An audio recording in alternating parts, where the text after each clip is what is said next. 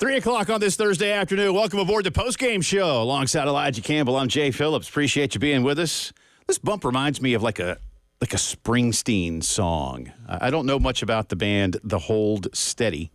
That's the name of the band that plays that. Well, I assume you've heard the full song there, right? I mean, it's on your drive. I assumed all the music in here is stuff that you these might have are picked honestly out, a lot of these are holdover. Most of what I chose for bumps for me, if you will, are on the previously aired program. The previous program. And many of these are still from our good friend Heath Klein, because you and I need to get together and basically just take all the ones from the other show, plus let you get about, 6, 8, 10, and we need to just, rotate. I got a list. Yeah. I have been compiling a list for a hot minute. We should have done that already. That song, though, Yeah. I've never heard until I started working this esteemed radio program. Huh.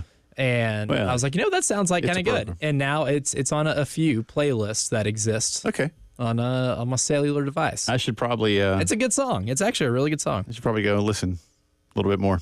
A lot to get to on today's program. Keep getting you ready for Carolina Old Dominion. A real football game with real football players. We've got a lot of games tonight. I don't know that any of them you would call like must watch. I do think a lot of us will be tuned in to North Carolina versus Minnesota, which at least is a couple of brand names going at each other. Mid-table conference type teams. Still, PJ Fleck. Remember? Well, you don't remember probably. Well, yeah, you do. You do. You're old enough. Like, remember when Kirk Ferentz was flirting with the NFL? Slightly. I feel like, and then he just like, well, I don't want to leave. And then like Matt Campbell at Iowa State, well, I don't want to leave. Name and I feel like PJ Fleck is now like that guy. Yeah, it's like I don't know that you're ever really going to bust through like. But you also haven't left. Maybe, and look, I'm sure it's a fine place to live and work, They pay him well. It's a Big Ten job. But I just feel like I'm waiting for PJ Fleck to, I don't know, have a 10-win season at Minnesota and then finally be that guy who goes to, whatever big state beyond the realm of the Gophers. And it's just not like, but he was a hot name a few years back. I don't know why he's not more of one. I mean, they had a 3-year stretch where they were winning 8 games and winning bowl games. Yeah. And for a place like Minnesota, I feel like that's kind of your ceiling. And I don't even know if Minnesota alums knew they had a football team for a while, dude. I mean, because that town they probably bought tickets and went to the Humphrey Dome. Yeah, they were like, wait, what? I got Vikings tickets. No, you got Gopher tickets. Gophers have a team in football? You serious? Oh, I got Gopher tickets. Oh, the football tickets. Oh, I thought they were hockey. Very disappointing. Sure. Hockey school. But North Carolina at Minnesota tonight, that's one. Coastal and Jacksonville State. What'd you say it was again? Oh, man. So the Sickos Committee on Twitter tabbed this game with a very creative nickname called the Cockadoodle Duel. Okay. I like it. Gamecocks versus Chanticleers. I like it.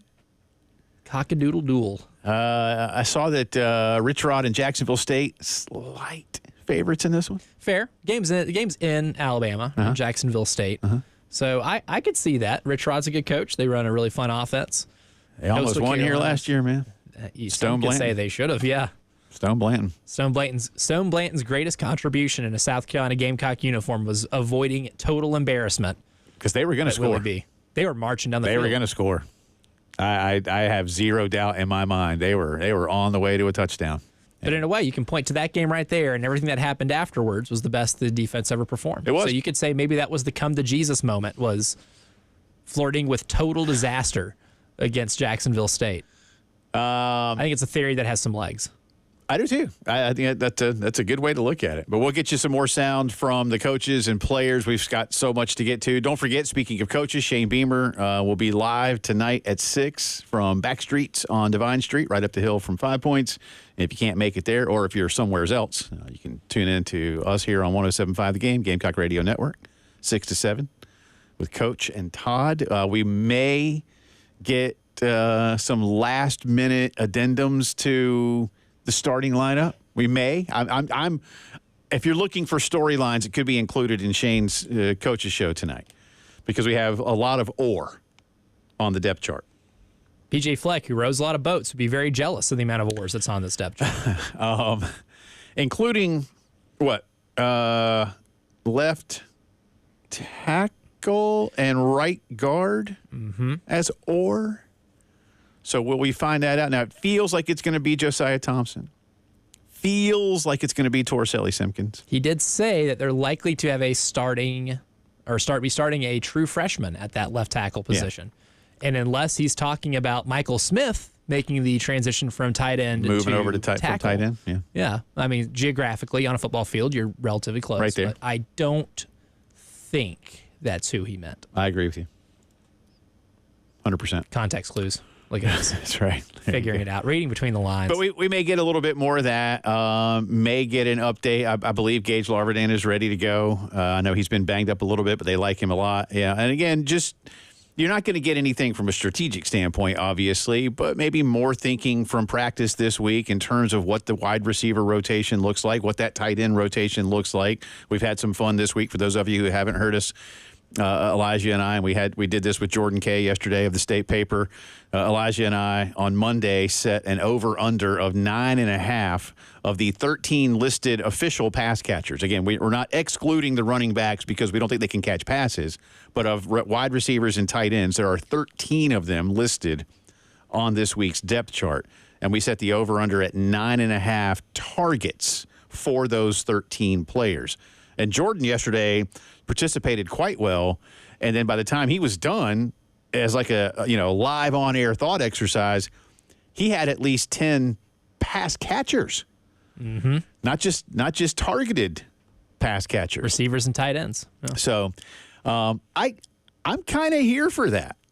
I'll be honest with you, and I think to some degree, my opinion only, that Shane and Dowell and Mike Furry are here for that too, because I think they want to see that competition level continue to be at its absolute highest. And you couple that with something else you and I talked about, and that is you might not want your quarterback immediately zeroing in through no fault of his own, just the subconscious taking over of like, man, I just hit 3 in a row to that dude. Well, let's go for 4. Let's go for 5. Or something to that. Like he's at the craps table. Yeah, like, let's keep it rolling, baby. And so, again, are there hockey lines? We talked about that on the defensive front. Are there hockey lines at wide receiver as well?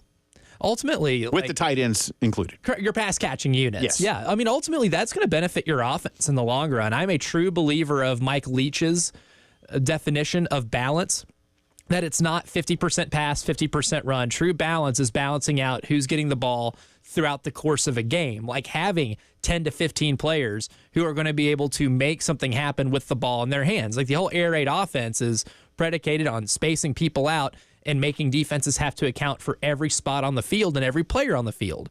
And I want to say Mike Leach's his quote was, 50% run, 50% pass is 50% stupid. You need to get everybody involved. If you only get 2 or 3 guys involved, you're going to be very easy to game plan against. This South Carolina team, if they have enough receivers and tight ends who are competent enough to catch the ball, make plays in space, and be able to help you consistently move the chains, then I think you have a really balanced offense, even if it's not completely explosive. That might come later on in the season when your offense does start clicking.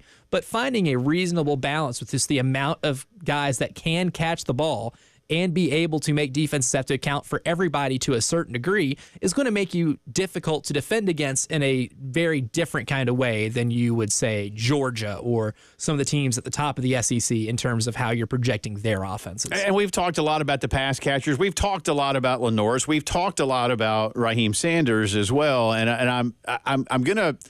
I'm not shifting anything that I've talked about or like reprioritizing, right? But I do want to start to spend a little more time on the level of importance that we think Rocket Sanders is going to provide this offense. Bill Gunner and I did our TV show this morning. It'll air tomorrow. Shameless plug, Gamecocks Plus, the Cocktail Hour. Please check it out. We've had Watch it or you're not a real fan.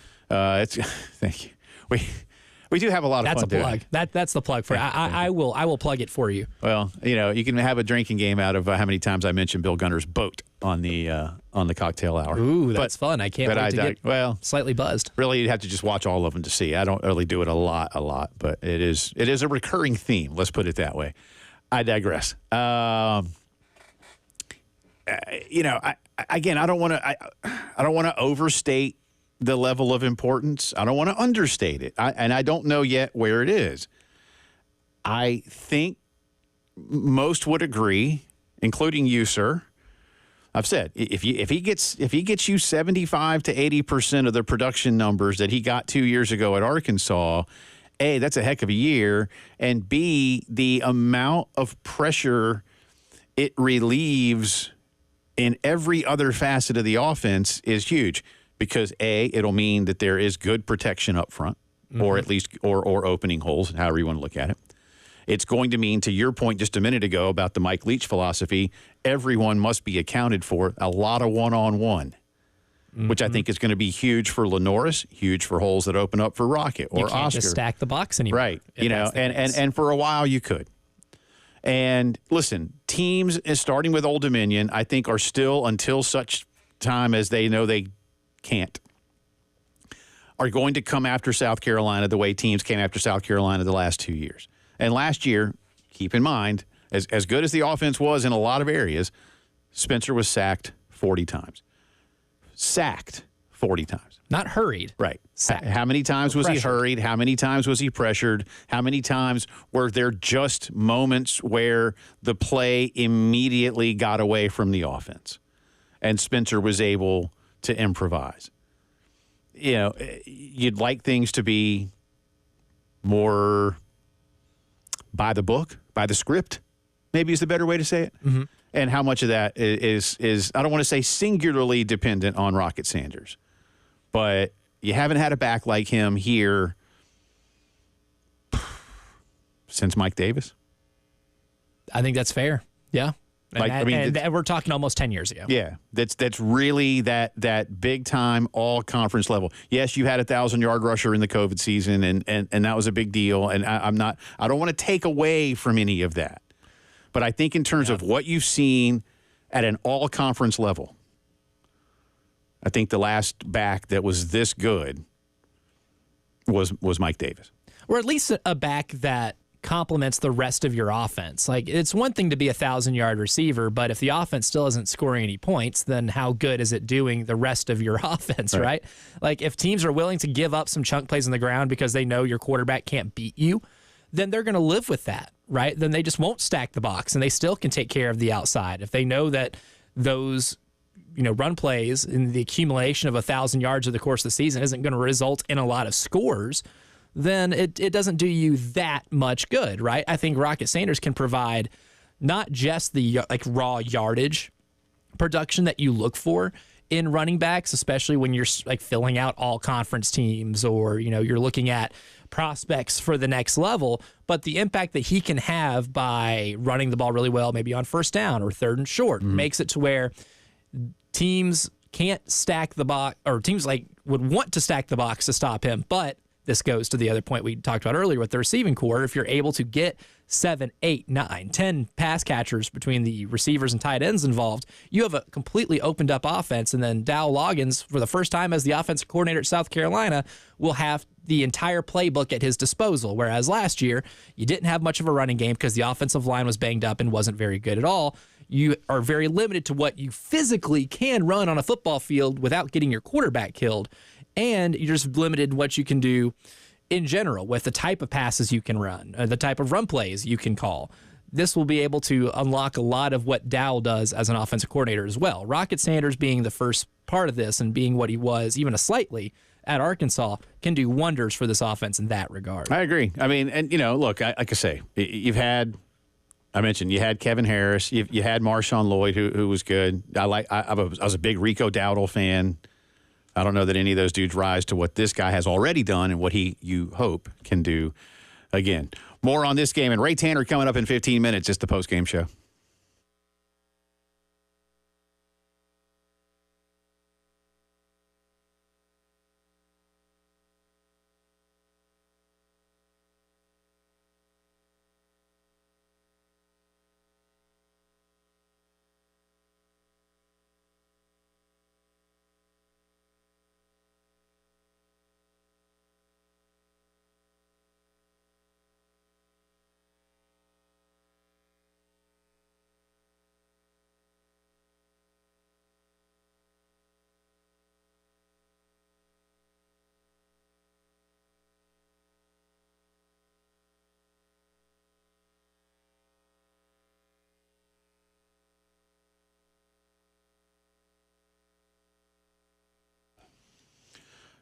Had a little storm roll through earlier today, and we may have a few more pop up again. If your yard has been affected by some of the downed limbs and trees, especially you think back to like a month ago, we had some pretty good ones roll through town. Don't worry anymore. Let Cato's Power Equipment, your family-owned steel dealership, help you out.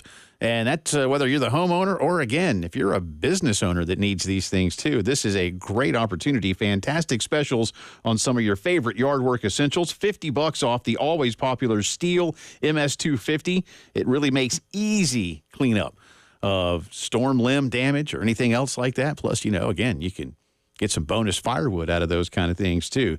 A little more cleanup. The powerful Steel BR800X backpack blower, also $50 off. That's great for you professional landscapers, especially as the fall months are upon us. 4012 West Beltline Boulevard, and always online at catospowerequipment.com.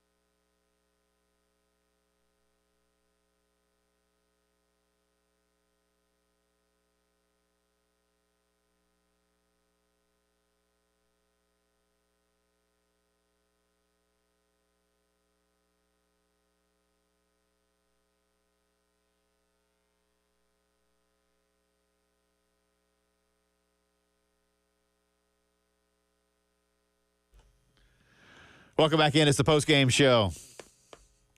Stones are back. Which means we're back. That's right. We've never been more back. This should just be the bump the whole time. It should be the theme of the show. Like have at the beginning of each show, just play the same song. Can't you hear me knocking, man? On your window. Poll question today. By the way, hi, Jay, Elijah, in case you're just tuning in. Hi, Maybe Jay. you've never... Pleasure to meet you. maybe you've never even tuned into the station before. We appreciate you. Poll question. Yeah, poll question of the day with Lenora Sellers making his first career start on Saturday. Do you think he goes over or under 3.5 passing and rushing touchdowns against Old Dominion? You can vote at 1075 The Game on Twitter. It's the pinned tweet, so at the top of our page. And with 94 votes, we are at 56.4% over. 43.6% of our hypothetical money here is on the under. So we almost have even action here. I think, no, I voted under. I think there's going to be a lot of rushing touchdowns. I think we'll see some rushing scores from Rocket, especially when you get to the red zone. But I do think we will get at least 2 passing/rushing touchdowns from Lenore's. I only think the team scores 3 touchdowns in general. I have them score. Yeah, okay. In my score prediction, I have them scoring 4 touchdowns, and in my score prediction, I did not predict a defensive or special teams score. Therefore, I believe there will be 4 offensive touchdowns. So I'll go under as well. I could see him accounting for 3 potentially. I could, but not 3, but not the 4th. I think a running back will score a touchdown on the ground. Yeah. Yeah, I'm leaning that way too. And I'd like to see at least 2 passing touchdowns. I think that would be good for this team if they could get 2 passing touchdowns. Whether it's a big play, whether it's, you know, some little rollout, you know, just right there. Yeah, I don't really care. It'd be massive for his confidence going into a game as big as Kentucky's going to be. Yeah, you know, some type of thread the needle, you know, inside the 10 kind of play, you know. So, yeah, I'll go under. I think that'd be massive if he was able to do that in his first start. Get as much momentum as possible, especially if there are no turnovers. I think that's another thing. How many times are you going to be turning the ball over in this game? And if it's more than once, I'm going to have very mixed feelings going into the Kentucky game. I think, I'm anticipating a turnover somewhere. Yeah, I think, but which means I'll spot you one. I always do. Yeah, I mean, it's that's the nature of the sport. Week one. You know, yeah, you're going to turn the ball over. Just, you know, try to have it on the plus side. You know, may he rest in peace. Our dear friend Tommy Moody, I think that was his number one thing in the sport of football was turnover margin. Like, you know, and makes a huge difference. On days when it was negative, he'd come in here. Y'all never saw Tommy get angry like I did because he didn't really do it on air that much. But you got to see the. But every once in a while, I mean, he didn't like start throwing stuff, right? I mean, the angriest Tommy would get would be like, "Dad, gummit," but you know, like, don't turn the ball over, you know, like, and it would be so obvious to him. You know, it's like, I was with him. I was like, protect the rock. Yeah, I mean, hey, you're right, Tommy. Don't turn the bleeping ball over, and you do a better job. It is that simple sometimes. It's amazing how much like turnover margin leads to dramatically different seasons one year to the next. Yeah. And how unsustainable positive is and negative is. That regression comes from. How long do people have to vote on that poll question? They still have 20 hours. Oh, okay. So this goes till plenty of time. Till tomorrow. Okay. Good That's stuff. right. Okay. Speaking of tomorrow, Elijah and I will be at Columbia Craft. That's right. It's only a day away. Football Friday. I'm looking forward to it. I'm so excited. I am really. I enjoy very much our Friday remotes at Columbia Craft. The Wild Card Showdown will be back tomorrow for the first time this season. So I get to do a full season of this, and I won't get to start. That's right. All the way at the back. That's another thing too. I guess we should probably check with Ford and see if he wants to play again. Otherwise, it might just be you and me against 2 people, which could really tighten things up a little bit. We'll have to be on our A game. Yeah.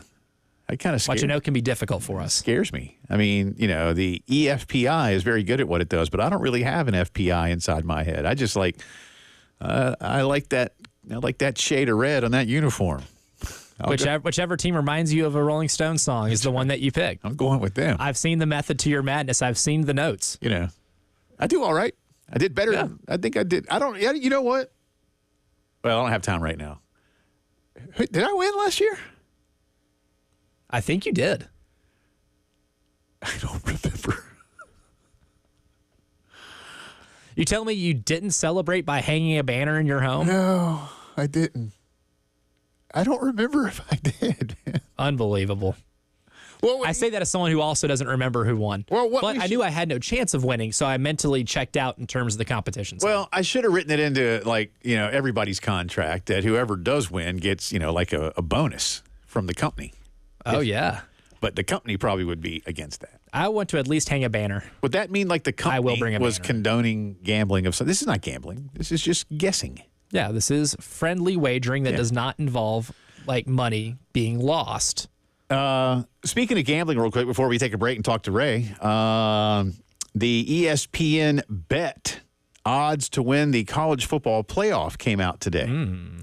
I was shocked, I tell you, to see that Georgia and Ohio State were the two favorites above all others. Stunned. I didn't see that one coming.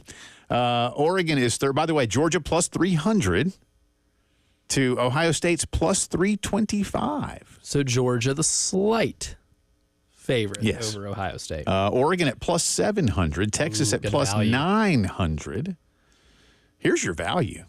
Alabama's plus 1,400. That's true. That's value, man. Some question marks, but still a really talented team at plus 1,400. Yeah. I do not like Mississippi at plus 2,500. Ooh, I do. Not to win the title, man. Not to win the title.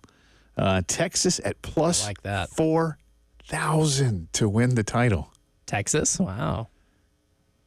Ooh, I actually kind of like that best. And because they can. In year 3, Brian Kelly, right? Plus 2,200. Ooh, don't like it. No? No. Oklahoma's plus 1,600 to Texas's plus 4,000. I told you Oklahoma was better than Texas. And this seals the deal. This seals the deal. This proves it. Because if proving Texas wrong. Missouri's odds are better than Texas's? Because they have an easier schedule. Yeah, that's fair. Well, they have an easier schedule. Which means it'll be easier for them to get there. Yeah, once you get in, I don't know. We'll see. Missouri plays Murray State tonight. All right, come back on the other side of the break. We got a lot to get to with Coach Ray Tanner, his first visit of the school year. We got NIL. We got field sponsorships. We got how Shane is doing. We got Dawn Staley contract info. We got SEC stuff to get to. We'll try to get it all in. Coach Ray Tanner joins us when the postgame show returns.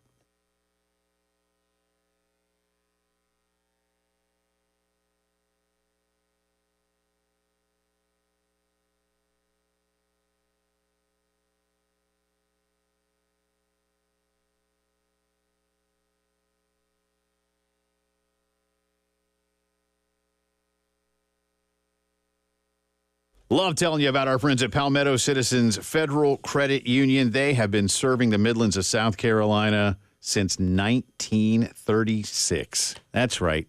Coming up on 100 years. Well, soon enough. They got a little bit of time to go. I don't want to age them too quickly. But that just shows you how dedicated they are to the community and how much they've done for their members. And over the years, they have done it all for you when it comes to saving you money on all your financial services. Checking accounts, savings accounts, credit cards, car loans, home loans, equity lines, student loans, money for any need, right? I mean, you need it, you go see them. And remember, lower rates, fewer fees. Why? Well, because they're not for profit.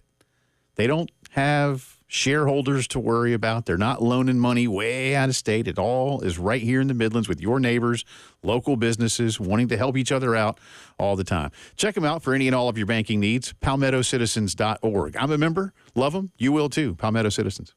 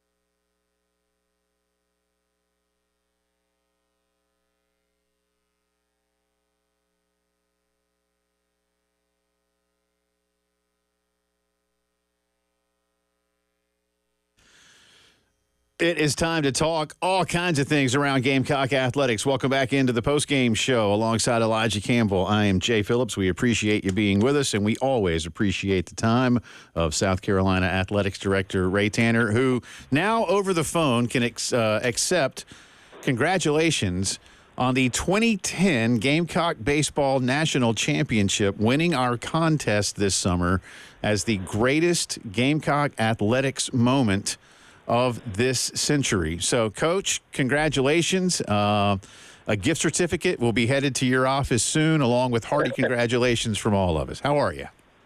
Great. Thanks, Jay. How are you doing today? I'm well. The gift certificate really isn't worth very much, though. I'll have to be honest with you, because this is Well, there's some restaurants in town that would be quite valuable. Sure. If Jay's giving it to you, it might be expired, though, so make sure you check the date. That's right, yes. Or you might have already swiped it and you go, just here. Sir, there's 30 cents on this gift card. That's right. That's what I said. It might not be worth much.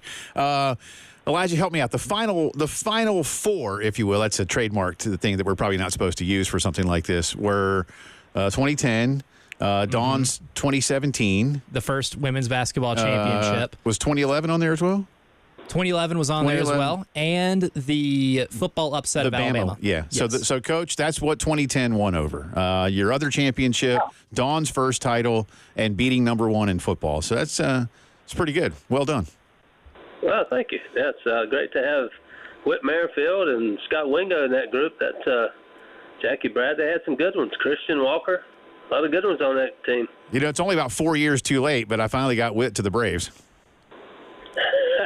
You know what? I know he last couple of nights he cooled off, but 3 nights ago he went 5 for 5. Yeah.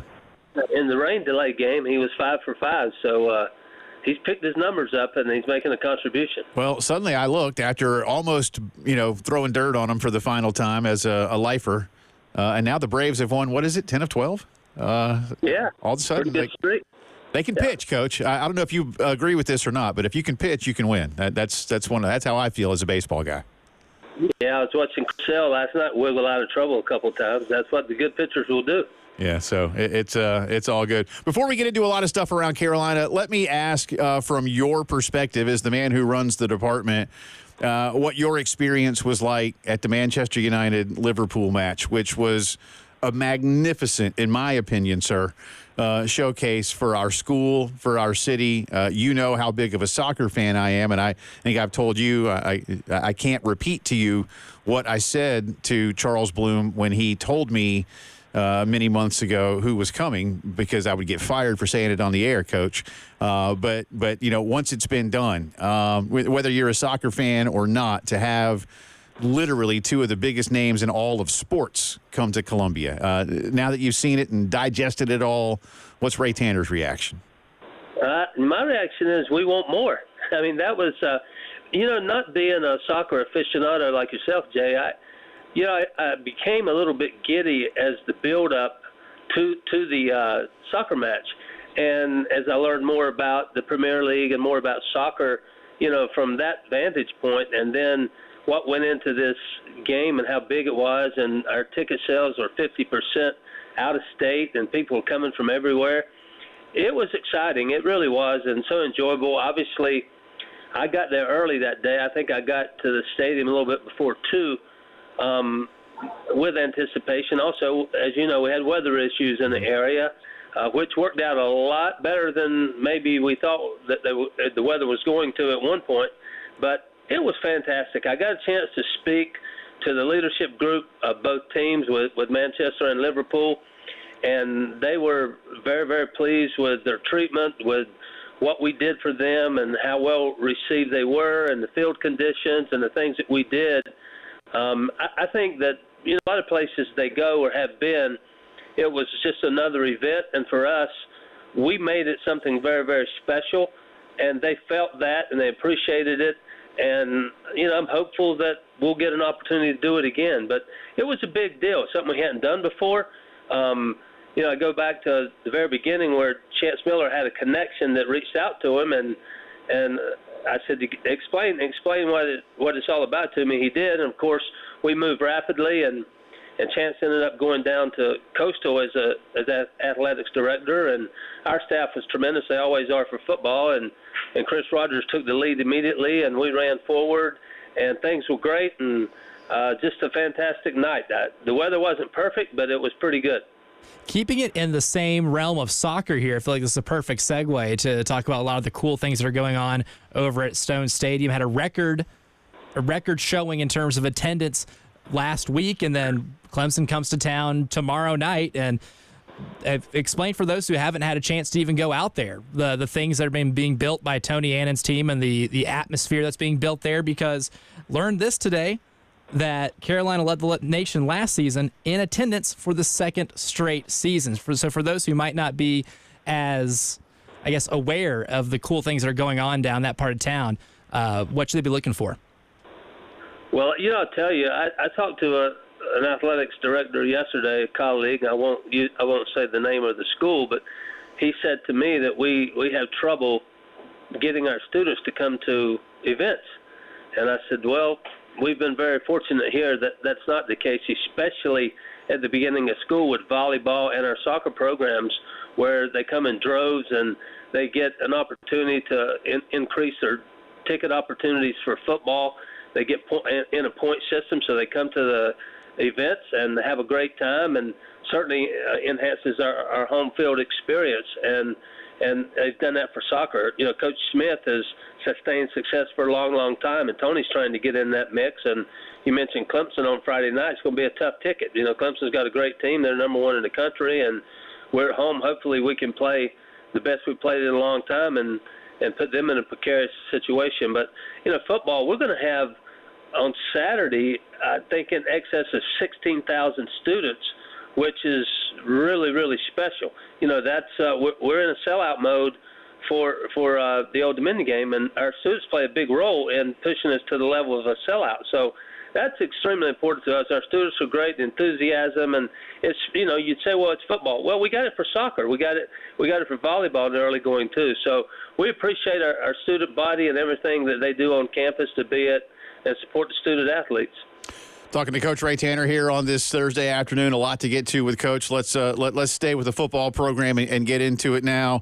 You just mentioned sellout, which I know you're happy about, especially as we haven't even turned into September yet, and it's not a conference opponent. I think it speaks a lot to a new level of excitement after what everyone has admitted was a down year. We've seen Shane really attack the portal, Coach, and come after a lot of kids that are, I say kids, I probably shouldn't what I'm going to say next here, some experienced players to really add a veteran presence. How does the athletics department work with each of its teams in this new era? What kind of conversations do you have? And I don't just mean the financial aspect of it all, but where everybody can pull together when you've got those gaps to fill. Well, as you know, we're going to be fully supportive in every capacity that we can. And, I think it's great that, we weren't in a situation, we weren't a CFP team last year, but yet, our season ticket renewals are like at 96%. We've sold a few more season tickets this year than we did last year.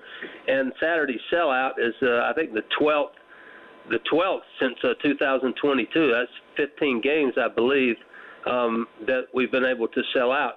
So it's a big deal, and we're supportive. And you mentioned the new way of recruiting. You're still recruiting high school athletes, but you're also recruiting, guys that go into the portal and young women that go into the portal as well. So it's part of the process, and we've been aggressive. I was out at practice for a little while this morning. I know that the players are so excited to play because, the preseason, the practices, and they're here in the summer training and working out. They're ready to go against somebody else. So they're anxious, and we're looking forward to it. I'm not, want to say that, our team's going to go undefeated or anything like that, but I know that we got some good-looking players, and I'm anxious to see us play as well. When you look at where this program is right now, you look around the SEC, you've got no divisions anymore. Rarely did you have a team here other than maybe in your early years where there wasn't a lot thought of you from an outside perspective. Do you think that is something that benefits Shane right now? I mean, I know you'd rather say, oh, I wish he was a top 5 pick and in the top 20 or something like that. But take us through from a coaching perspective, and even as his boss, what, my term here, flying under the radar might feel like right now. Well, I've I try to be around and keep my ears open and watch practice and hear coaches talk and those kind of things.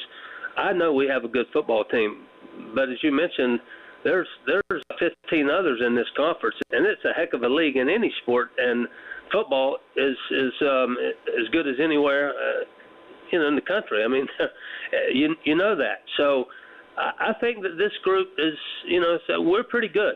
So we have to win some games in the balance, and we have to change maybe what some people think of us, but they don't really care about that.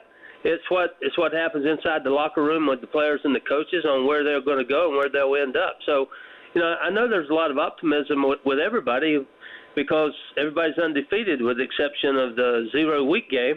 So it's it's a position that, you'd like to maybe be in that top 4 or 5, but you also know that you can control your destiny at this point for sure. And you got to go out and play. We got to do some things well. We got to make plays. We got to be sharp, and you got to try to be better than the other guys at the end of the game. It's complex, but it's also simple. And I got a chance. Coach Beamer asked me to speak to the team early on, and my theme was about being a we mentality. And it's all sports you get into that individual role, if you will, or it's about me sometimes. But you can't be ultra successful until you get to that we point. And I know we're more talented than we have been, so we're hoping that it results in a lot of wins for us. Lots more to do with Coach Tanner. We'll get into some NIL thoughts, enhancements around Williams-Brice, and facilities all across the campus, and much, much more with Coach. You're listening to the Postgame Show.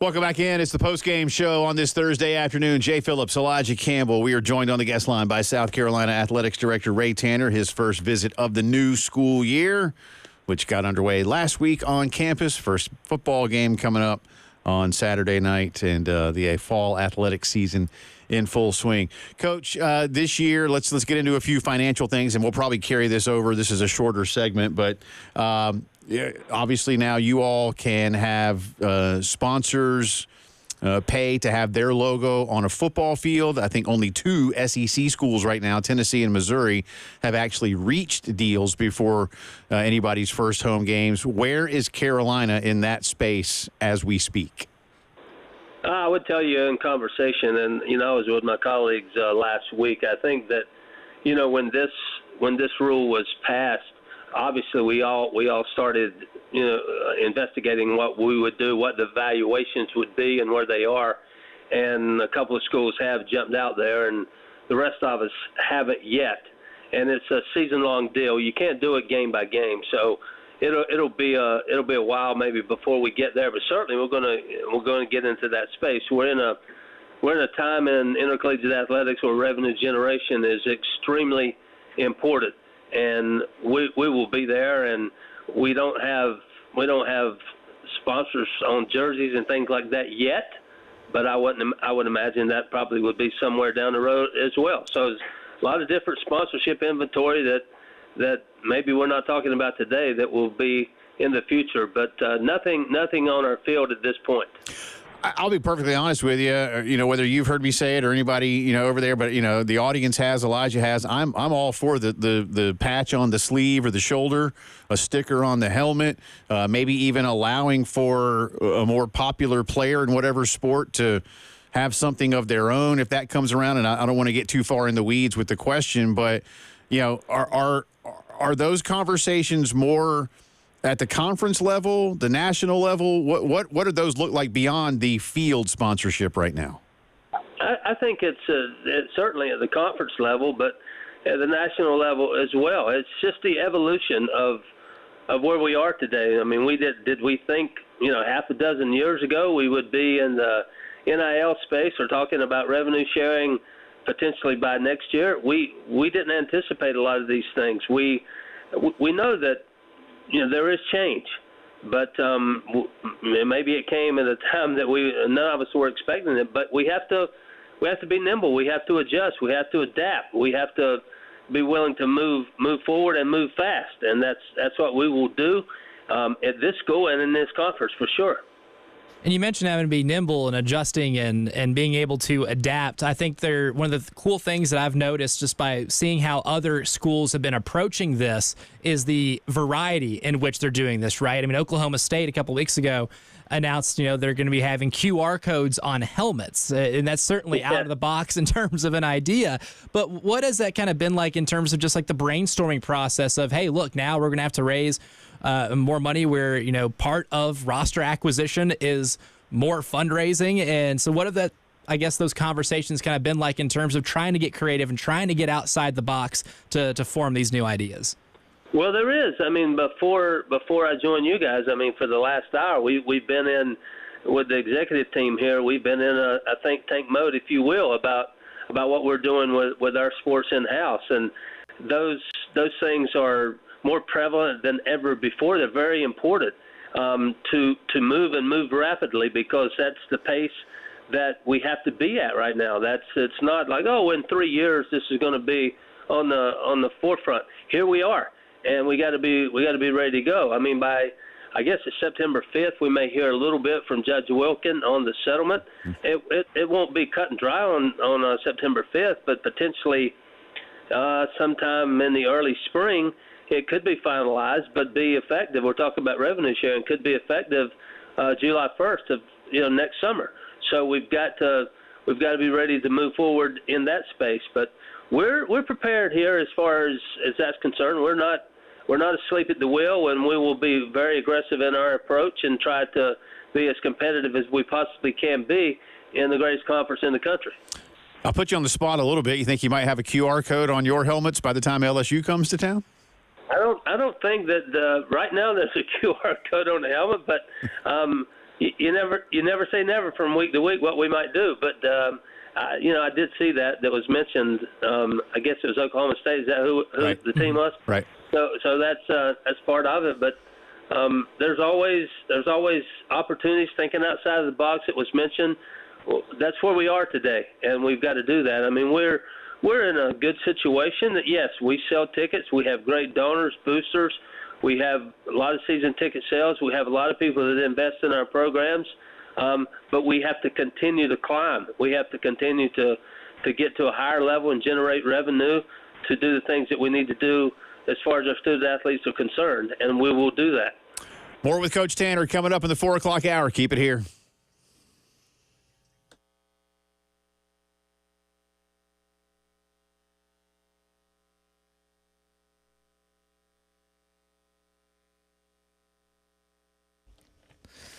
My friends at Columbia Secret for Weight Loss are celebrating a very, very important anniversary. It's their 1 year this month anniversary of being in the Midlands and helping many people like myself achieve their weight loss goals. And they're doing something, they've been doing something all month, but they're going to stretch it into, next month as well. You can go through this program with a friend or family member, buy one, get one free. Look, weight loss journeys can be difficult to do by yourself, and you're not doing it by yourself at Columbia Secret for Weight Loss because of the good coaching that Paul Grant and Shaylin provide over at Columbia Secret for Weight Loss. But with this program, for the purchase of one person in the program, you get another one free, so you can have a friend or family member join you in this program that has no pills, no shots, just a very healthy way to learn how your body burns fat and to lose weight effectively. Give them a call, 803-824-4210, or go to ColumbiaSecretForWeightLoss.com, 803-824-4210. Results may vary.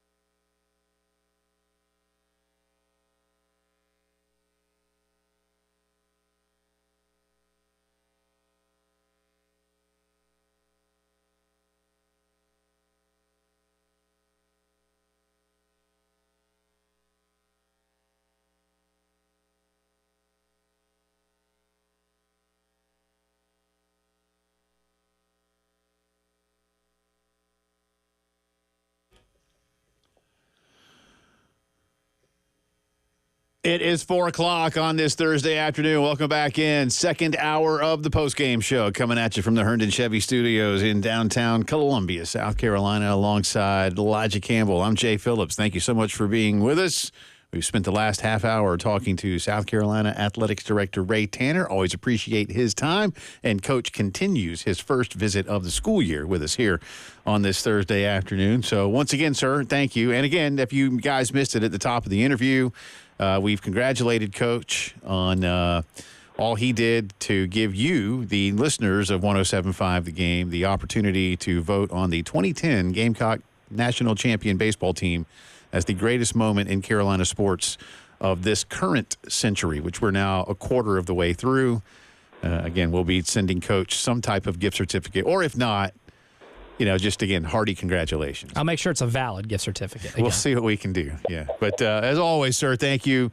We do appreciate you. We'll have the whole interview up if you've missed any of it on the podcast page once we are done. But we've already talked with Coach about his thoughts on the football team, on the Liverpool-Man United game at Williams-Brice, which was one heck of a showcase for the University of South Carolina and the city of Columbia. And we are talking now about the finances of college athletics. And as I said, Coach, probably had to bridge the gap here at the top of the hour.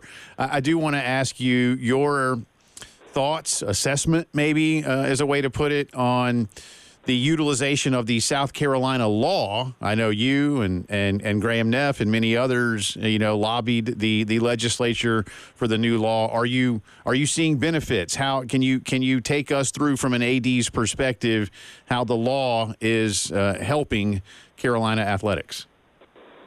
Thank you for bringing that up, Jay. And just to begin with, I can't thank our House members, our senators, our leadership at the State House for allowing us to pass a state law that would benefit all the schools in the state. Certainly, Clemson and us were together, as well as Coastal Carolina and the other schools too, to get a state law where we can give our donors and our season ticket holders the benefits, the point system, if you will, when they make donations or contributions. At first, you could not do that, and it made the NIL space extremely difficult, as far as that's concerned. So now that law has been passed, and we were out front. I'll tell you, nationally, there were a number of schools. There were a couple of schools that were there, but then there were a lot of schools that jumped on board and had to go to their state house to try to get some support. Now, things change, and they may change going forward, but it put us in a better spot, if you will, to deal with this NIL. Right now, we're in a good place. We're supporting our student athletes in a way that I think that is easily understood, and they're appreciative. And it's difficult at some places right now, but we're in a good spot. Coach,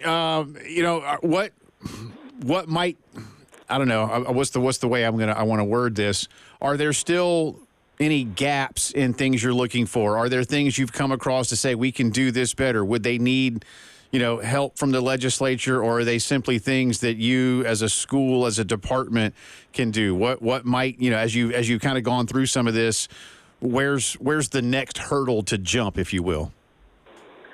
Well, I'll tell you, and I don't want to get myself in trouble, but, we've talked about this maybe a couple of years back, or maybe not quite that long. We have quite a bit of land that we can develop around Williams-Brice Stadium, toward the riverfront, if you will, behind football operations, and potentially doing some things inside of the stadium as well. Those ideas, those plans are not dormant. We're continuing to work from week to week to try to get in a place that we can continue to build and grow. And as I told the board last week, I don't have anything to bring you today, but hopefully in the future, the near future, we will have some ideas that we can move forward on with your approval, as in getting the board approval, to put us in a position to enhance some opportunities, whether they're inside the stadium or outside the stadium. So we're hopeful to get in that position to continue to create opportunities for our student athletes, for recruiting, for all the purposes that you can think of. And that's what we need to do, and I think it benefits everybody. It certainly, you mentioned the soccer opportunity, bringing things to the state, to the city. Football does that on Saturdays as well. So there's other things. We use the football stadium 7-8 times a year. We will have a golf event in the spring. We got tremendous, maybe more concerts scheduled for Colonial Life Arena this fall than ever before. So we're doing everything we can to create opportunities that not only just benefit athletics or our student athletes, but bring entertainment, excitement to the city of Columbia and the state of South Carolina. Speaking of excitement inside Colonial Life Arena, you set me up perfectly, sir, for my next question, and that is where things may be. And you can, as much as you can tell us, with Coach Dawn Staley, a third national title, obviously a prominent face, while not coaching this summer in Paris at the Olympics. Was out front on national television, was with so many different athletes, including Gamecocks, that are participating. Where are you in terms of making certain that Coach Dawn has a long-term future in Columbia? Well, I will tell you that certainly, as you would guess, there's ongoing conversations about a new contract. So I'll share that with you. But, with her trip to Paris, that was exciting. I did get a chance to talk to her when she got back. I was real curious about, I saw her, with Tirico. I saw her with Tom Brady, with Snoop Dogg. She was everywhere. She was at events, and I'd been a part of a couple Olympics in the past with a team. I didn't get a chance to go to all the other sports.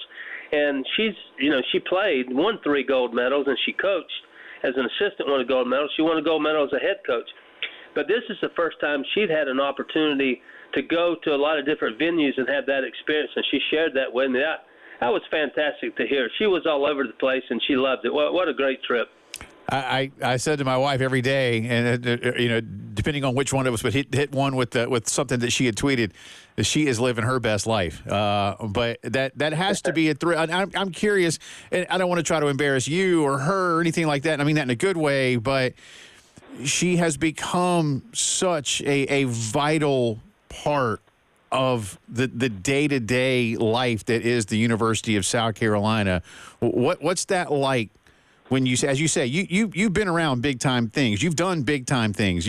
She seems to be on just a different level. And I say that, Coach, as a lifer here, as an alum, but as someone who was born 3 blocks from where I'm sitting. I see this now, and I don't know that there's been someone that has been as much of a, dare I say, rock star as Dawn Staley. It's interesting, Jay. I watched her, maybe it says something about how old I am, but I watched her play at the University of Virginia when I was at North Carolina State. And, we had those conversations early on when we met back at the beginning. She was coaching, I guess, for 3 or 4 seasons before I became the athletics director. And, she was obviously very good at what she did. But, she was somewhat quiet and reserved. And if you would have told her probably back then, you're going to be a national icon, you're going to be a hero to everybody across the country, not just locally with women's basketball and what she's accomplished, she probably would have said, I don't think that's going to be me. Right. But it is her, and she's a special person. She's a wonderful person. She's a giver, and she takes great joy in being able to serve and do things for other people. And it's very special for us that she represents, our university, our women's basketball program, and our city and our state. So she's fantastic. People ask me all the time, do you know Coach Staley? I said, well, yeah, actually we know each other. She said, she must be awesome. I said, yeah, she's pretty awesome. So it's not just the fact that she wins basketball games. That's great. We talked about that yesterday when we had I guess it was yesterday where we had the Department of Transportation with the new signage commemorating the 3 national championships. But she's every bit of that, but so much more. So we're very fortunate that she's here with us, not only as our basketball coach, the very successful, best in the country, but the person that she is for our university and our state. And you mentioned talks are ongoing, so I'll last thing for this particular topic, but obviously the school year has begun. The season still has a little bit of time. Would you anticipate that both sides come together with something new prior to her season's tip-off? You really want to put me on the spot and get me in some trouble, but I never want to get you in trouble. I promise you that. I'm hopeful that would be the case for sure. Okay, there you go. That's cool. No, I figured as much, but she's dynamite, and again, living her best life in Paris. That was all right. I did the '96 Olympics, but not like Dawn did. I didn't get to meet. I don't know how she does everything that she does. Too. Think about it. I mean, you follow her, you keep up with her. It's almost like there's not enough hours in the day to do everything that she does. She's amazing. She's an amazing woman. There's no question about it. It's probably because she was born in 1970, like somebody you're talking to. So it must be maybe it's that. That's the best. That's the best I got, Coach. And did you tell the DOT, by the way, to leave room on those signs so you don't have to get new ones made? Just start. Well, I did. While the unveiling was going on, and I was talking to one of their representatives, I said, "How are you going to do the next one? Because it'll probably be sooner than later." And he said, "We'll do all new signs." I said, "That's a good answer." So there you go. We'll do all new signs. All right. Well, then I guess you can auction off the old ones. That'll look good in somebody's rec room somewhere, right? Hey, there you go. Vintage. All right. We'll come back on the other side with Coach. We'll talk fall sports, and there is new information from the Southeastern Conference that I know Coach Tanner was part of. We'll get into that and more as we continue with Ray Tanner here on this Thursday afternoon.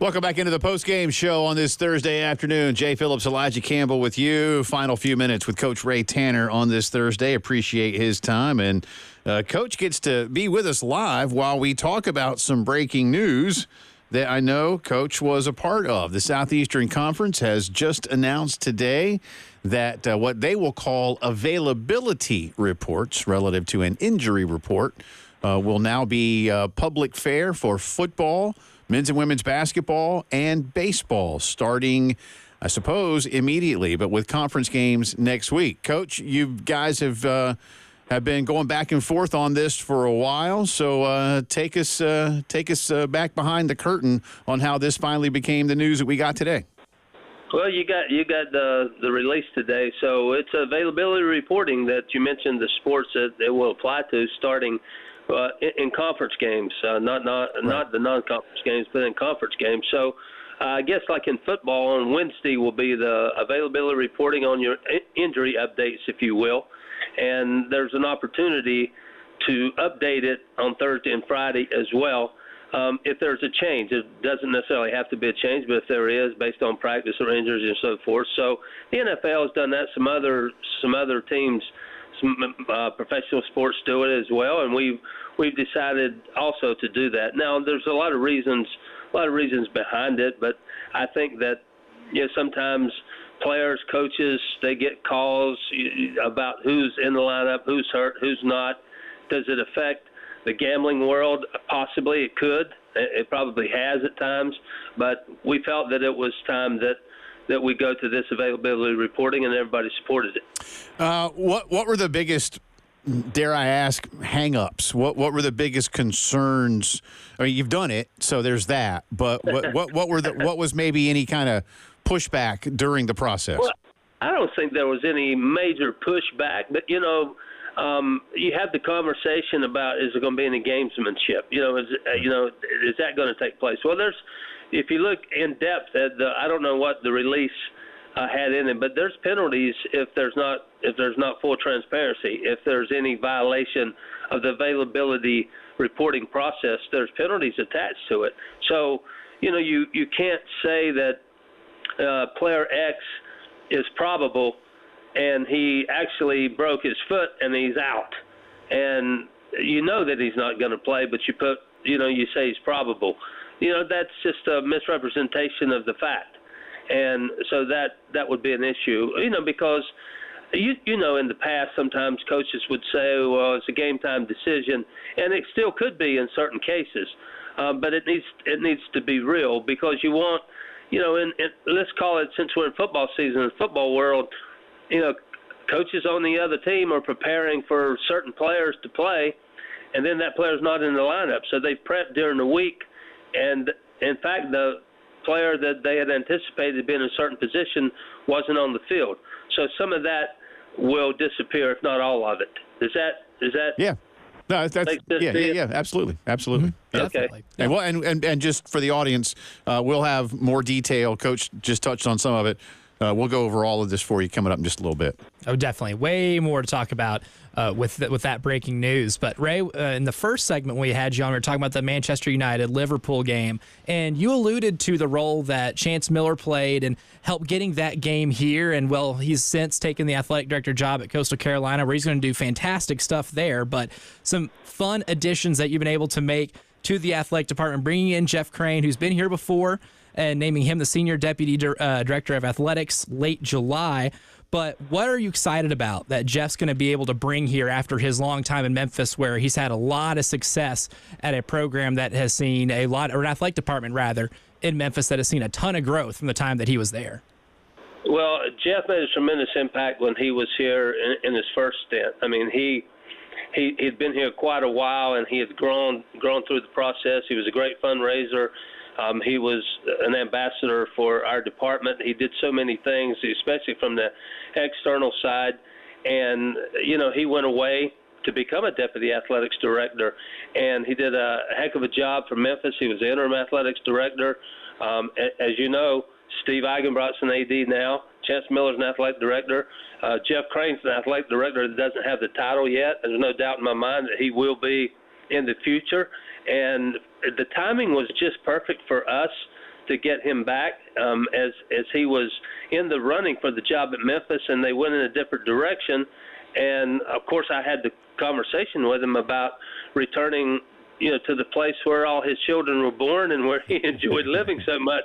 So I did a little recruiting and got him to come back and join us. But he's an asset to our department. He's hit the ground running already, and he's overseeing football as well, and developed a great relationship with Coach Beamer in a short period of time, and the things that he will add for us externally. So he's tremendously experienced, and you could go out and hire and advertise and bring somebody in, but you rarely can bring somebody in that doesn't have to have a transition, and he did it. He walks in the door and he's ready to go to work, and so we're delighted to have him back, and he'll be impactful for us as we go through this next academic year. Yeah, that is kind of cool that he can hit the ground running and maybe even running at full speed. That is excellent. No doubt. Jeff's a great guy, so we're certainly happy to have him back in Columbia.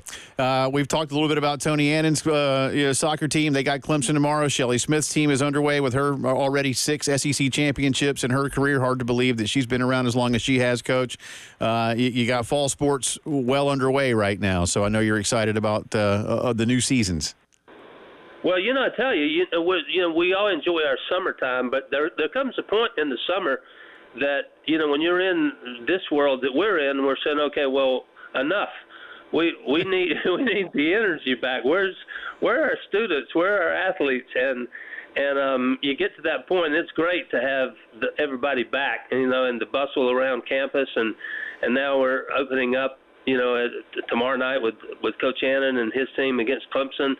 Coach Smith's off to a great start. By the way, she's on the pitch at 4:30 today, Jay. You know that, right? At Ohio State, right? Yeah. Yeah. I just want to make sure you're tracking. Yeah. And then football Saturday. So. It's a great time of year to get everything underway, and we're going to do our best to win them all. That's what we're trying to do, and I know our fans are excited to be back, and we'll have a great weekend. I think I first met you more than 25 years ago, but I just want to say, and this is going to sound weird, but I'm very proud of you for just using the word pitch the way you did for the sport of soccer. So that was all right, Coach. That's another big thumbs up. I like that.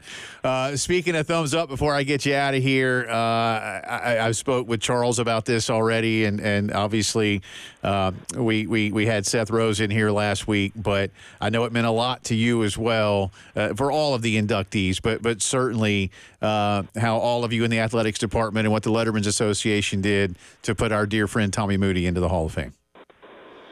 Well, it's appropriate. It's so deserving, and we miss him. He was our Gamecock. He was our historian. He was everything about what's right at our university, and certainly our student athletes and intercollegiate athletics, and especially the sports that he touched, baseball namely. But it was it's only right that he enters the Hall of Fame. And on another note. Tommy Suggs will be on the Beamer show tonight, the radio show, 107.5 tonight, and to talk about 2001 and how that came to be. So if you have an opportunity, tune in and listen to Tommy Suggs. Yeah, I saw that tweet go by a little while ago, and I had to stop and think about that it has been, because I remember when that first happened, Coach. I was 10. And I can still tell you, where I was sitting and not really being sure of what was happening, because they didn't really say, like, this is going to happen. It was just sort of a thing, if I remember right. And again, I was only 10, but I was like, that was pretty cool. I can still go back and think about that all those years ago. Putting you on the spot a little, but in a fun way, going back to Tommy in the Hall of Fame. But one of the things that sometimes he and I would discuss in the 7 years that we did a show together during commercial breaks was, we need a museum for the Hall of Fame. So I'm here to help. What might talks be like? What conversations are like from your department at the school on campus about the feasibility of a genuine, literal Gamecock Hall of Fame museum? That conversation is never lost or put away. That's something that we'd like to see become reality in the future. And as we move forward with projects and things that we want to do, that is discussed and could be a part of the plan. So that might have sounded a little bit evasive, but it's not meant to be. That we would like nothing more than to have a Hall of Fame museum as we move forward in our athletic department for sure. Well, again, you mentioned Jeff's good at raising funds, so we'll just put whatever else is on Jeff's plate, just add that from the buffet line, and we'll.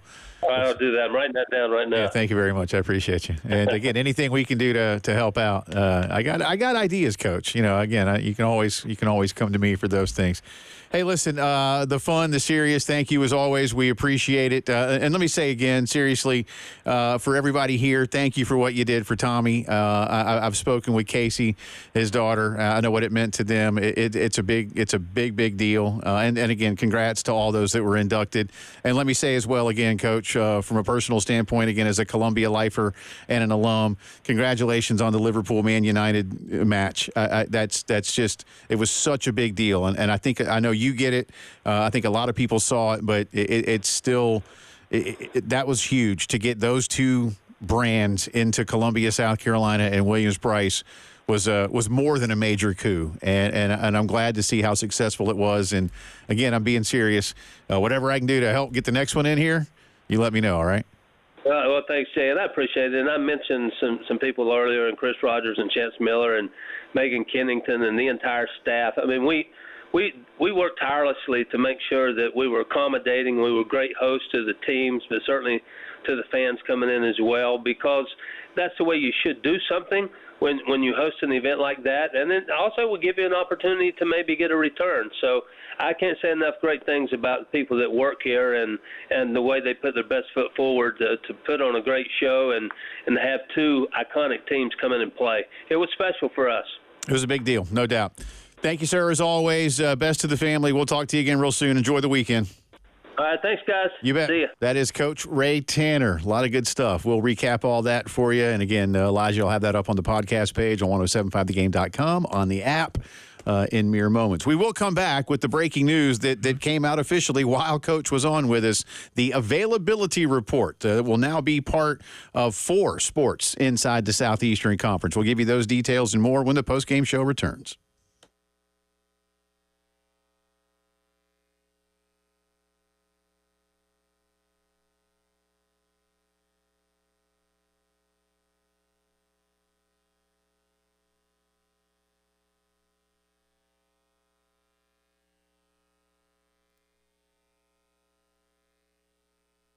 Let me tell you again about our good friends at Palmetto Citizens Federal Credit Union. Football season's here. Listen, I was telling you before the start of the school year that maybe the driving student in your life needs a new set of wheels. Well, maybe now you're thinking, I want something I can go tailgating with. Or maybe this time of year, a lot of you that go hunting on a regular basis say, it's time for me to get something new for that. Well, listen, whatever it might be, you can also make sure you finance it better than ever when you go and see our friends at Palmetto Citizens Federal Credit Union. Listen, they can offer you a lot lower rates than dealers can. A lot of other banks. Get in there and see for yourself. They offer the same low rates on new to 2021 models. They've got great options for older vehicles as well. That could be good for hunting.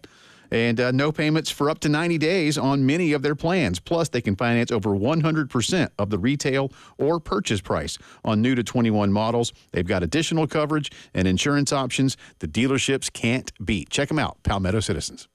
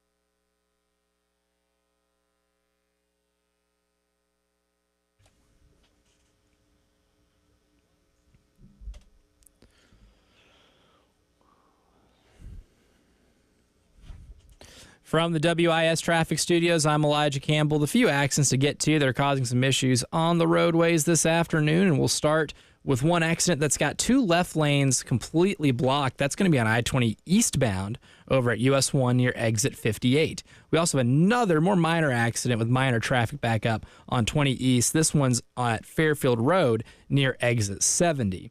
Some more traffic backups that we have around town here. We have one on 26 westbound over at Bush River Road near exit 108A, as well as one on Sunset Boulevard near exit 110, also on 26 west. On 26 east, we have an accident at Broad River Road, Ballantyne exit 101. We also have some accidents at Juniper Springs Road at Two Notch Road, Killian Road at Highway 555 and Farrow Road, and Universal Drive.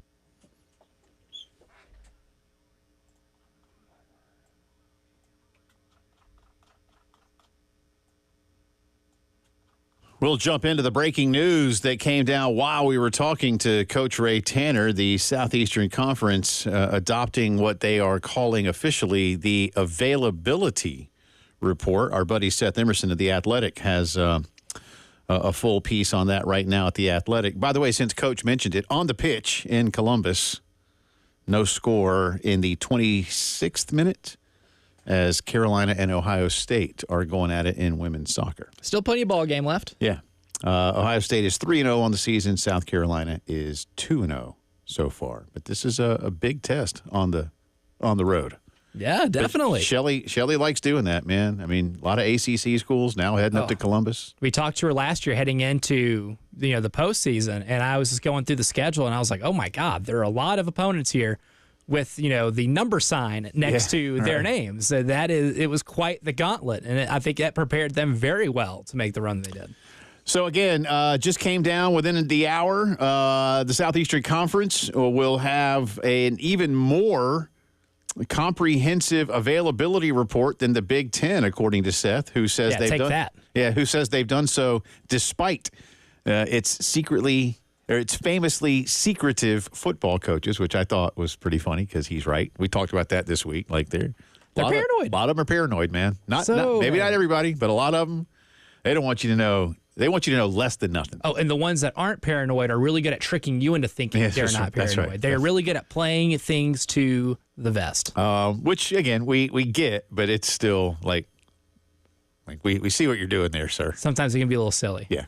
The SEC plan will only cover conference games, and this is from the release. Let me just read. Here's how it's going to work. Each team will be required to submit an availability report on each player 3 days before a conference game.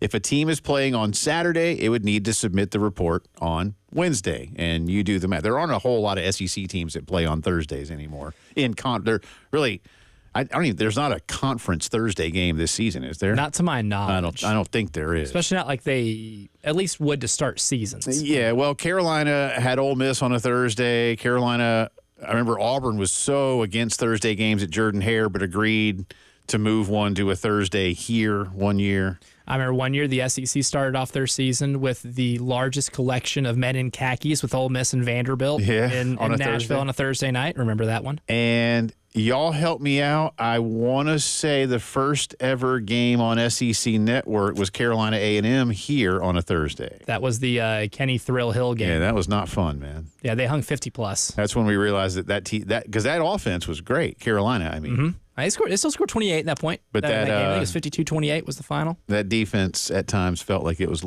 allergic to tackling. Yeah, I do vividly remember watching that game and being really uncomfortable with the SEC game being played on Thursday night. I think that was before a lot of the other ones we alluded to. But Carolina Ole Miss, again, that was 2009, and that was, I'm telling you, man, that wasn't the birth of Sandstorm inside that ballpark, but that's when Sandstorm became Sandstorm at Williams-Brice. That is when it became permanent. Yeah. Like, okay, this made a difference tonight. This was a rave has broken out at Williams-Brice. Listen, it was cool. I was like, all right, this is all right. And shirt on or off at that point and waving it around. I could totally see. Listen, I had a wife and children with me, so shirt. So I mean, on. I guess I'll take your word for it. Yeah, well, just call Sonny and she'll tell you. She'll tell you that if I had done that, she'd have been like, "What the." Sorry, I was just so moved. Moved by the music. Possessed, if you will. SEC football will do that to you. Again, this is how my brain works. So, again, for those of you who are Simpsons fans like I am, going deep dive here, there's an episode, Flaming Moe's, where like, you know, a drink that Homer helps invent, but then Moe takes credit. Anyway, the Flaming Moe goes, and Bart is wearing at dinner, he comes home, and he is wearing a Flaming Moe's T-shirt. Which, again, this is an alcoholic drink, and Bart is supposed to be in the 4th grade. He was in the 4th grade for a long time. He was. And so he sits down at the dinner table, and Marge says, "Take that off right now." And he goes, "Well, okay." And so then there's Bart sitting shirtless at the dinner table, which is even worse than having a shirt, right? But he just...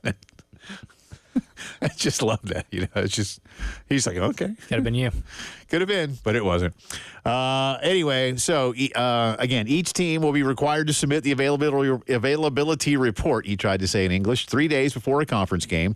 Daily updates are required afterward, including 2 days before the game, the day before the game, and 90 minutes before kickoff. For those 3 days leading up to a game, each player on the roster will have the following categories next to his or her name: available, probable, questionable, doubtful, or out. For the game day report only, players will be categorized as available, out, or game time decision.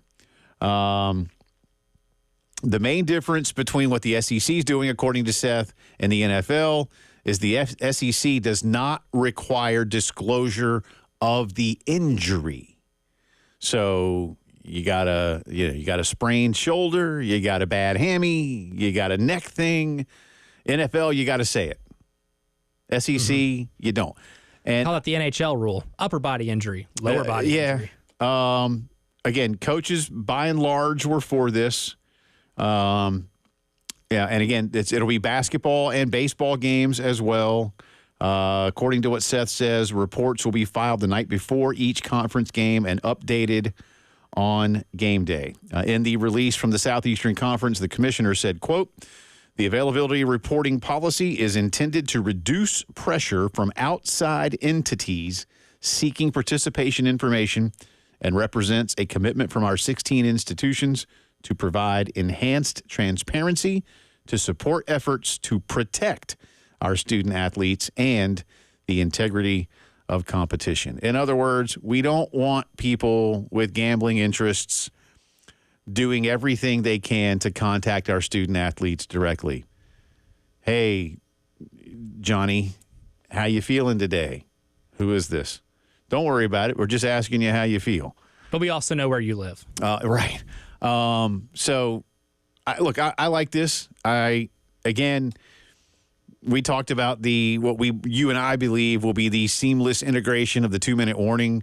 This too we'll think about it when we look at it, but we won't think about it, I think, after the first couple of them and go, "Oh, wow, availability report, injury report." It'll just be like injury report. Yeah, and here's the thing. I don't think it's putting like an extra amount of work on coaches too, because in the Schleybaugh piece, he goes on to talk about like Kirby Smart talking about how he's not going to be filling it out. The trainer's going to fill it out. Yeah. And the trainer's going to know a lot more about the health of some of these guys than the head coach will be. I know head coaches like to control a lot within the program, but I think it would be really wise to delegate that to a trainer who's going to be able to tell you a lot better if someone's probable or questionable or any type of designation they would like to give them. I think this is good for the whole, not just the sport, not just for gambling purposes. I think this is just the more transparency you can get, the easier you can tell stories, the easier you're going to be able to get more context in these games as well. Like, how many times in the last 20 years or so of you covering the sport, I know in my experiences covering collegiate athletics, if there's not, like, teams won't tell you anything unless they don't have to. Yeah. Right? I mean, and why would you? Yeah, exactly. I mean, I wouldn't. I'd prefer they did, but why would you? And I mean, I remember like when I was at Middle Tennessee State basketball, I was reporting on the basketball team, and I reported that a player was out because I was told by 3 different people within that program that he was not going to play. Right. Well, they refuted the report. The guy played for 5 minutes, started the game, played 5 minutes, did not play the rest of the time. Right. But if no one knew about the injury because it wasn't publicly known because the player got hurt in practice, he would have just played 5 minutes, no one know anything unless somebody would ask, a coach about it. I think this is better for, for fans as well as it is for gambling purposes as well, to just give as much context to these games as we can, because there's so many players that are playing through stuff all the time. And if you know the context of, oh, hey, they were a game time decision, then it at least puts that in your mind a little bit as to why maybe somebody might be underperforming or anything like that. Just the more context we can get with these, the better it's going to be for all involved. On that note, somewhat directly, Coach Tanner, when he was with us, mentioned there would be fines. And you and I questioned earlier in the week, would you just fine the head coach because he's in charge of the program? Would it be a systemic type fine like we see with field and court storming? And the latter is what it's going to be. If the conference were to find that a school's report in any of those 4 sports was not accurate and timely, they would be fined $25,000. Do it again, it's $50,000. Do it again, it's $100,000. I've got nothing else to say that they would keep doubling. Quite honestly, at that point, if you're a repeat offender, like I said, maybe suspensions are in play. I don't know what else, or you just keep doing $100,000. I don't think that's going to be too problematic. But 25, 50, 100. So again, very much like court storming or field storming, only maybe not quite as expensive. We'll come back with some other potential hiccups for the business of college sports right after this.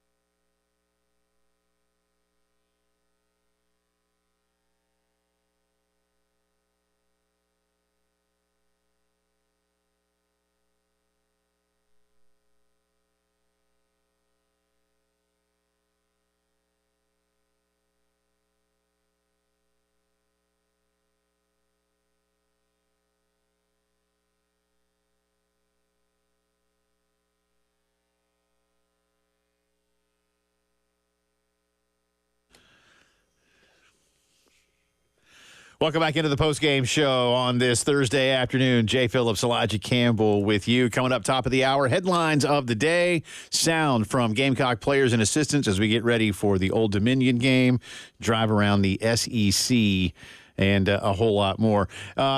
Quick story here, and Coach Tanner alluded to, not to this story directly, but he did mention that next week is the first hearing in front of Judge Claudia Wilkin out in California about the settlement we've told you about throughout the summer, the House versus NCAA settlement that will presumably, at least, alter the landscape of college athletics moving forward. But today, a group that some of you have heard of before called the National College Players Association, in as formal a way as possible, did object to the House settlement. Their executive director is a guy named Ramogi Huma. He's based in California. He's a former athlete himself, and he has been at the forefront of trying to have an advocacy group. You know, this is as close for now as you're going to see to a union. I know we've had a couple of schools attempt to find ways to unionize, and there's still some gray area there. But the NCPA does have a lot of members, and today they sent out a letter through another group that they hope will have current student athletes file a formal public objection to this settlement. I don't know what kind of – listen, whatever happens at the hearing in front of Judge Wilkin next week will not make this settlement fully official. I'm not a lawyer, but what I've read, I'll just tell y'all real quick. If there'll be a hearing, and there are some that are going to object. And then there are obviously the NCAA and the plaintiffs in this have already come together with the settlement. So they'll be on the same side now moving forward to push their settlement. Judge Wilkin will then, if you get like 90 more days to object if she allows it to go through, and then 90 days after that for anybody else. There's got to be time for everybody to have formal notice and a period of time to be able to object. So sometime after the beginning of the calendar year. 180 days. Yeah, 180 total days. Right. And the belief is that this is going to ultimately be approved. But there's a hope from the NCPA that, hey, let's try to slow this thing down and basically come up with new settlement terms. They don't like – one of the biggest sticking points that I understand, Elijah, that they don't like is the ability for schools to do away with their collective. They actually believe that having an outside collective is better than having schools be able to take this on in-house because they say schools are not required by this settlement to share money with their athletes, which is true. But again, at the big schools, let's just call it what it is. If you're not, you're going to get called out and ultimately, for lack of a better way to put it, be left behind. And it wouldn't stop collectives from still helping athletes pursue deals with car dealers, restaurants, et cetera, apparel makers. So I get what they're doing. I'm not here to say, why are you trying to mess up the works? But I don't know that they'll get enough groundswell support in a short amount of time to really have an effect on Judge Wilkin next week. But I'll be anxious to see what she asks of all involved about this particular move today. And I get the angle a little bit. In theory, right? In theory, yes, you can come to a conclusion that if schools all across the board take over their NIL collectives, keep them in-house, then there could be the magic C word dancing out there of collusion of schools to all get together and say, hey, we are going to all agree not to give more than this amount of money to athletes regardless of sport, right? Because they're going to be allowed to give up to $22 million? It's 20% of your budget. So, and that number, as inflation grows, et cetera, that it'll be 20%. Right now, it's the national average is around 22 million. That fit, yeah. So they can, all secretly not on record agree to not give past that and be able to still make money because the NCAA has been making, or not, these member schools, the NCAA have been making just hand over fist forever. We all know the story. Right. We talk about it ad nauseum, but in practice, though, one thing that schools along with, and athletic departments along with, hey, I think we have enough money, that they've never said is, hey, I think we're winning too much. Right. And winning and money spending correlates pretty well. I don't think you get enough agreement for that to become a reality. I would agree with you. We'll see how this one goes next. Headlines of the day, more on Gamecock football, drive around the SEC, all coming up.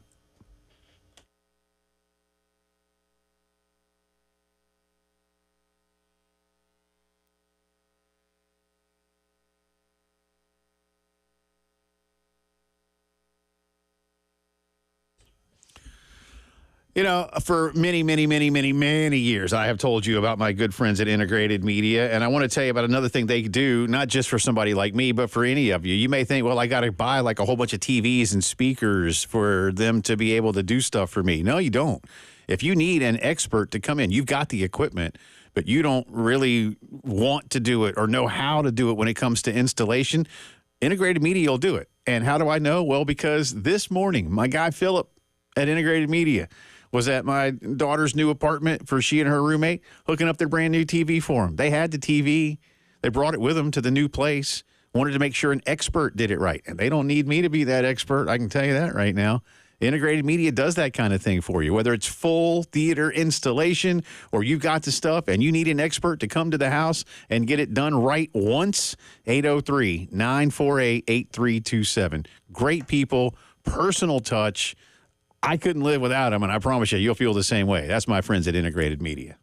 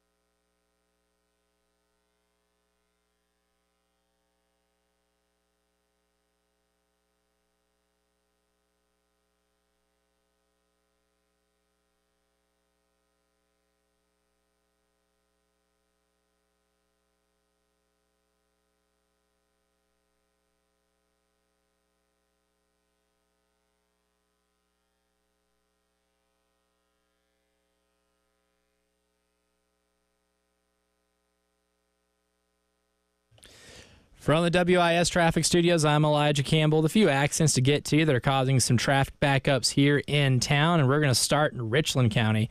We have accidents on I-20 eastbound at Fairfield Road and exit 70, one on I-26 eastbound at Broad River Road near exit 101, one on 26 west at Bush River Road near exit 108A, one on Killian Road at Highway 555 and Farrow Road, and one on Universal Drive at Garner's Ferry Road. In Lexington County, we have accidents on Juniper Springs Road at Two Notch Road, I-26 westbound at Sunset Boulevard near exit 110, And lastly, one on 20 eastbound over at US 1 near exit 58.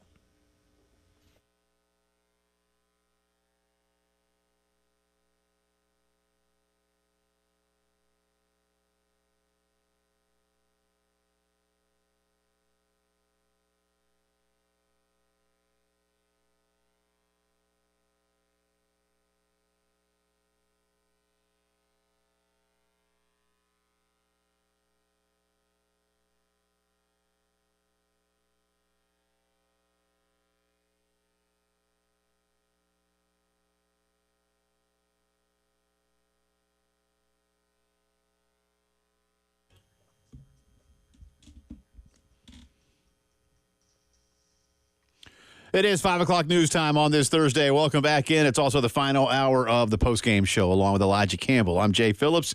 Thank you so much for being with us. We got a lot of Gamecock football to discuss. We'll do that for you coming up in the 5:15 segment with more sound from Dowell Loggins, Clayton White, as well as a couple of defenders, Debo Williams and Boogie Huntley. So all that coming up.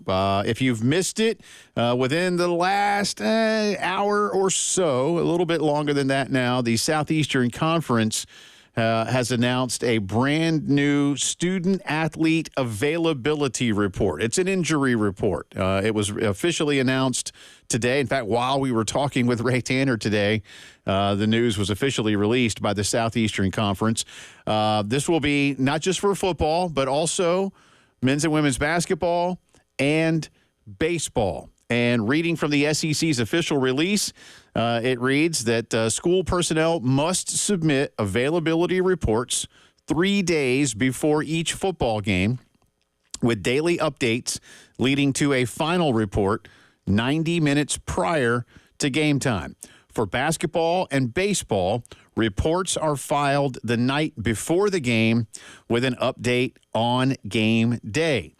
Players are designated as available, probable, questionable, doubtful, or out before game day, and on game days themselves as available, game time decision, or out.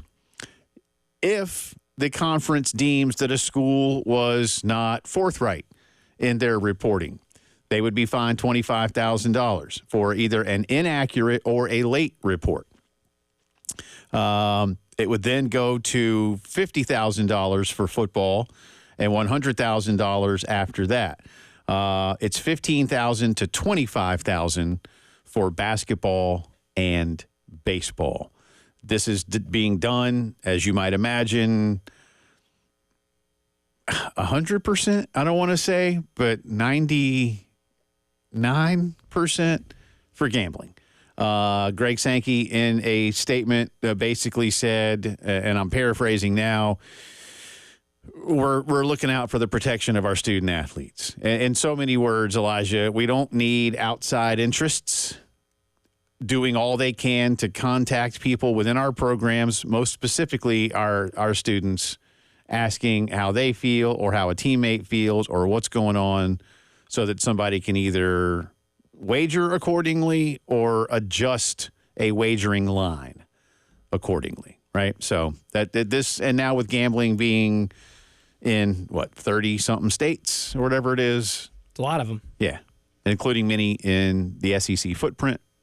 This was not necessarily overdue, but needed to be done. That's just one of many things, right, that college football, and as a whole, I know this is specifically SEC news, but college football as a whole has needed to embrace a lot more, modernity, I guess, in terms of just getting your sport into the 21st century. We've discussed the helmet communication. We've discussed the 2-minute warning, things that have enhanced the profile of the NFL and have made that game better. I think knowledge of the sport makes things better, right? Especially when, you're trying to put things in proper context. There's a lot of time where we don't know about injuries of players.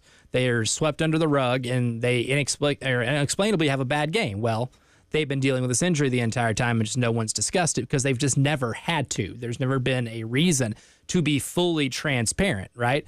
This at least makes you become more fully transparent, and I think this has benefited the NFL forever. I don't think since the beginning of injury reports in the NFL and mandatory injury reports, where they have the same type of schedule where Friday, before a game on Sunday, you had to have your injury report, and you had to have one every night after that, including 90 minutes up to game time. There's a lot of parallels here with the National Football League. Ever since that was implemented in the league, I don't think anyone's had a real complaint about that whatsoever, except for maybe Mike Vrabel, because he hated doing things that were not coaching, and I'm learning this from personal experience. But no one's really complained about a negative effect that it's had on the game. No, because, again, you don't need, like you said, and I know you were only half kidding when you said it, when we were talking about this about 45 minutes ago,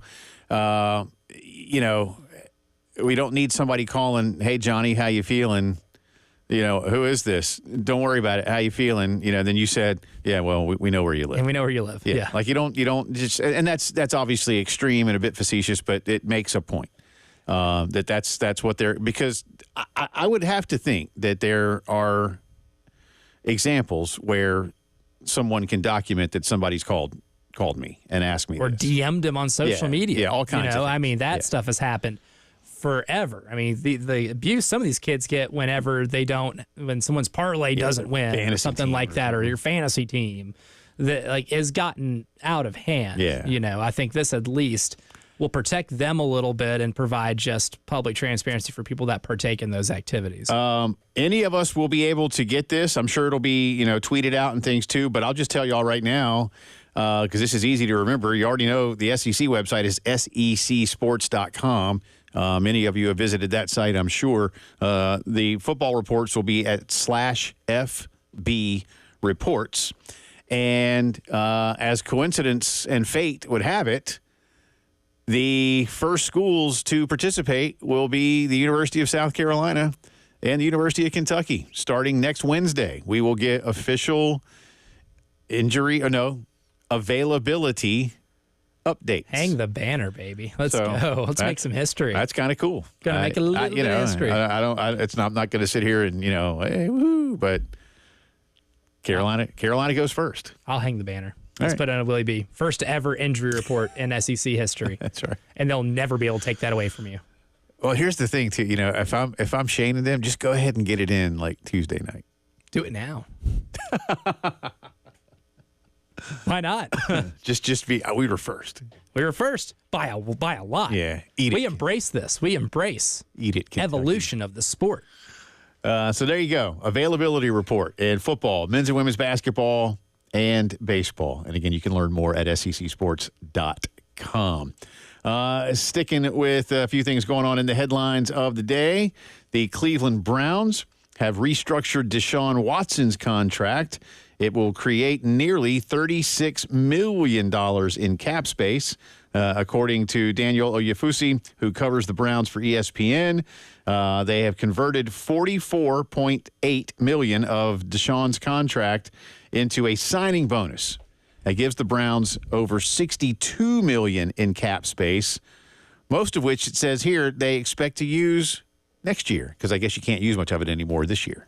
Unless you are trying to trade for one wide receiver who may or may not have been living in the trade rumor sphere for the entire offseason. Brandon Ayuk.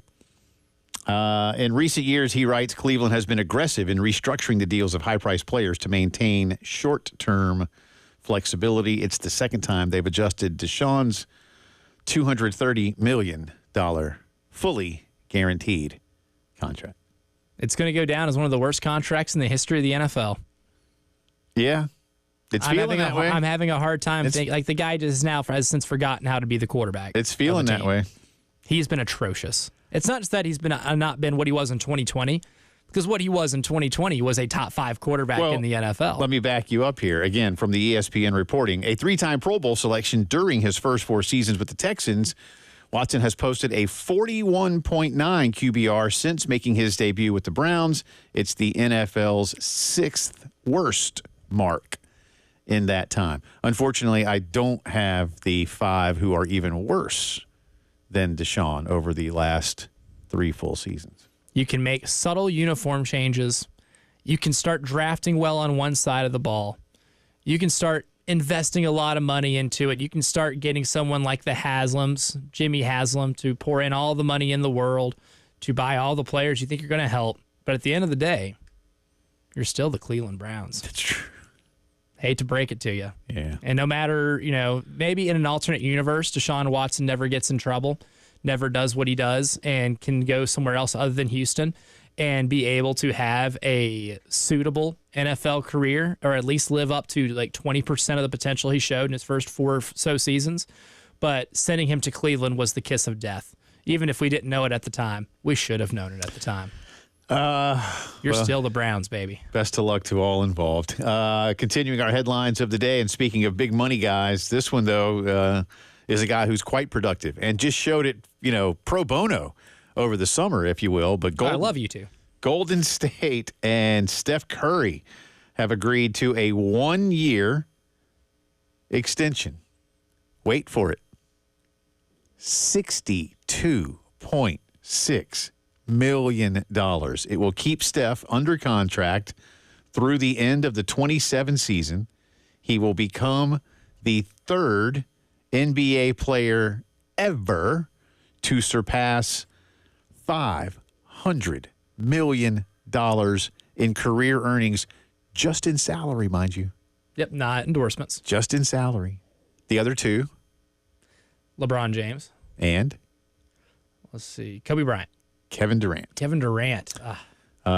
Steph had 2 years remaining on his 4-year, $215 million extension. And here's something that I didn't know about until I read this today. This is from Kendra Andrews. He was eligible to sign only a 1-year extension due to the NBA's over 38 rule, which prevents teams from offering contracts of 4 years or more to players who are or will be 38 years old during that deal. I was not aware of the existence of that rule until this very second. The over 38. I mean, what kind of discrimination is that? That's ageist. Yeah, that is 100% ageist. There's no way that can be legal. Well, I mean, it has to have been collectively bargained. And if that's the case, then it is 100% legal. But if that's the case, then what the hell is the Players Association what are y'all doing? doing, man? That should be like the Vince Carter rule. Like, Vince was like 68 when he retired. Yeah, he played for every team. He's older than me. That guy played basketball in 4 different decades. I mean, seriously, Vince retired finally. He was like 42, right? Yeah, played 90s, 2000s, 2010s, and he did play in 2020. 4 different decades. Well, he did not do all of that and become the greatest dunker in basketball history just so we can discriminate against the Vince Carters of the world. Yeah, I had no idea. Steph is only 36 now, so they could only add the 1 year. This reminds me. This is really funny. Like I'm 29 years old. I am in the prime of my life. I have so much ahead of me, it is not even funny. Until I listen to a fantasy football podcast and someone talks about age concerns with Aaron Jones, who's 29 years old. And I'm like, oh, come on now. Let's back up a little bit. I get running back years are different than like real people years, but there's nothing quite like listening to a podcast on a drive and someone like, yep, he's 28. He's a geezer. He doesn't have much left in him. I'm like, come on now. Well, I'm pulling for you, man. Pulling for you. Poor Aaron Jones. Steph says he wants to retire as a Dub. I believe now that he will. And to all of the Hornet fans who wanted him to come back to his hometown, yeah, nah. I mean, why wouldn't Steph want to come back to Charlotte? Surely he saw the wonders it did for Tony Parker when Tony Parker left the place he won all of his titles for to end his career with the Hornets. It was awesome.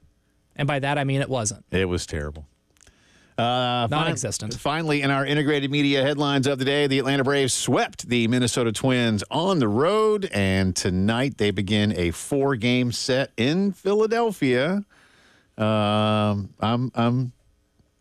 cautiously optimistic that the Braves can go split this thing the way they've been pitching of late, at least. And they've cut it down to 5, right? They have. Charlie Morton on the hill tonight, 7-7 with a 4.24. Christopher Sanchez for the Phils, 9-9 with a 3.51. 6:40 first pitch from Philadelphia. It's Philly minus 165 in this one. You hear that buzzing, Jay Phillips? Tell me what it is. If you listen real closely, you can hear that buzzing. It's a phone vibrating. That's opportunity calling. Well, here we go. Are the Braves going to pick up the phone? Just splitting will be fine with me at this point. That counts as picking up the phone. I hear you. Answer the call. We'll see what happens. That's our integrated media headlines of the day. 803-948-8327 for all of your home theater needs, especially at the beginning of football season. You need to call integrated media. Make it happen. Telling you, nothing will be the same. Integrated media, 803-948-8327. Sound from Gamecock coaches and players as we get ready for ODU. You're listening to the Postgame Show.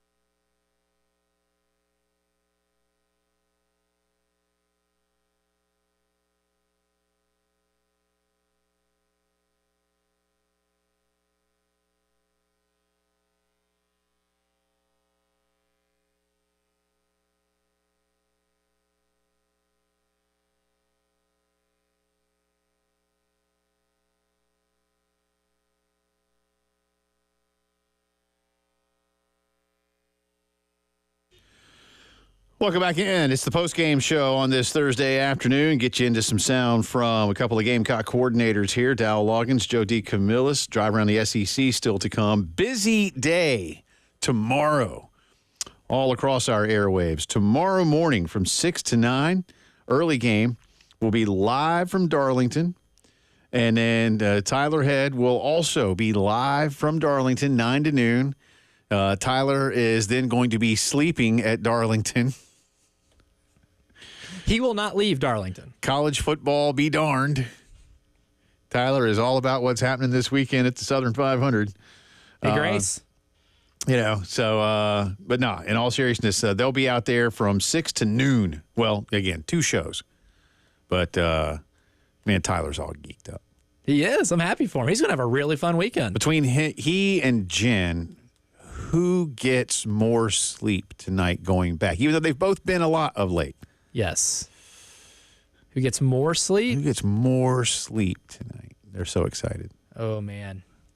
Probably Jen. Yeah, probably. I don't know if Tyler's going to sleep. No, I doubt it.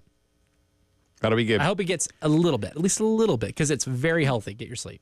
It is. That's fair, especially if you have to drive over there and back. There's that. And then tomorrow, as we've already told you, our program will be at Columbia Craft. Green and UG. A little birdie. In the Vista. A little birdie might have told me some of the new pours they have on tap for us to talk about tomorrow. Uh-oh. So I got some info, and yes, I will try them, and I will compare them to South Carolina football players again. Is that birdie's name Maz? It is not. Yeah.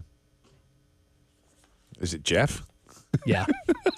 Which that information might have come from Maz. Honestly, in all honesty, that might have come from Maz. The way it reads, I almost read it in his voice. But okay. Jeff was the sender of the text message, which I know Jeff didn't type that all out himself. Thanks for including me, Jeff. Or did he and I didn't see it? No, he didn't include you. That was straight to me. Gee whiz. That was a DM, baby.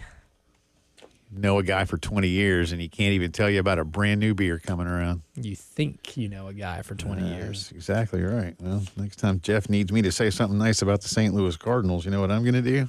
Well, you shouldn't do that anyway, because that's gross. Well, that's just saying. Fakers. Yeah. Thanks, Jeff. See you tomorrow.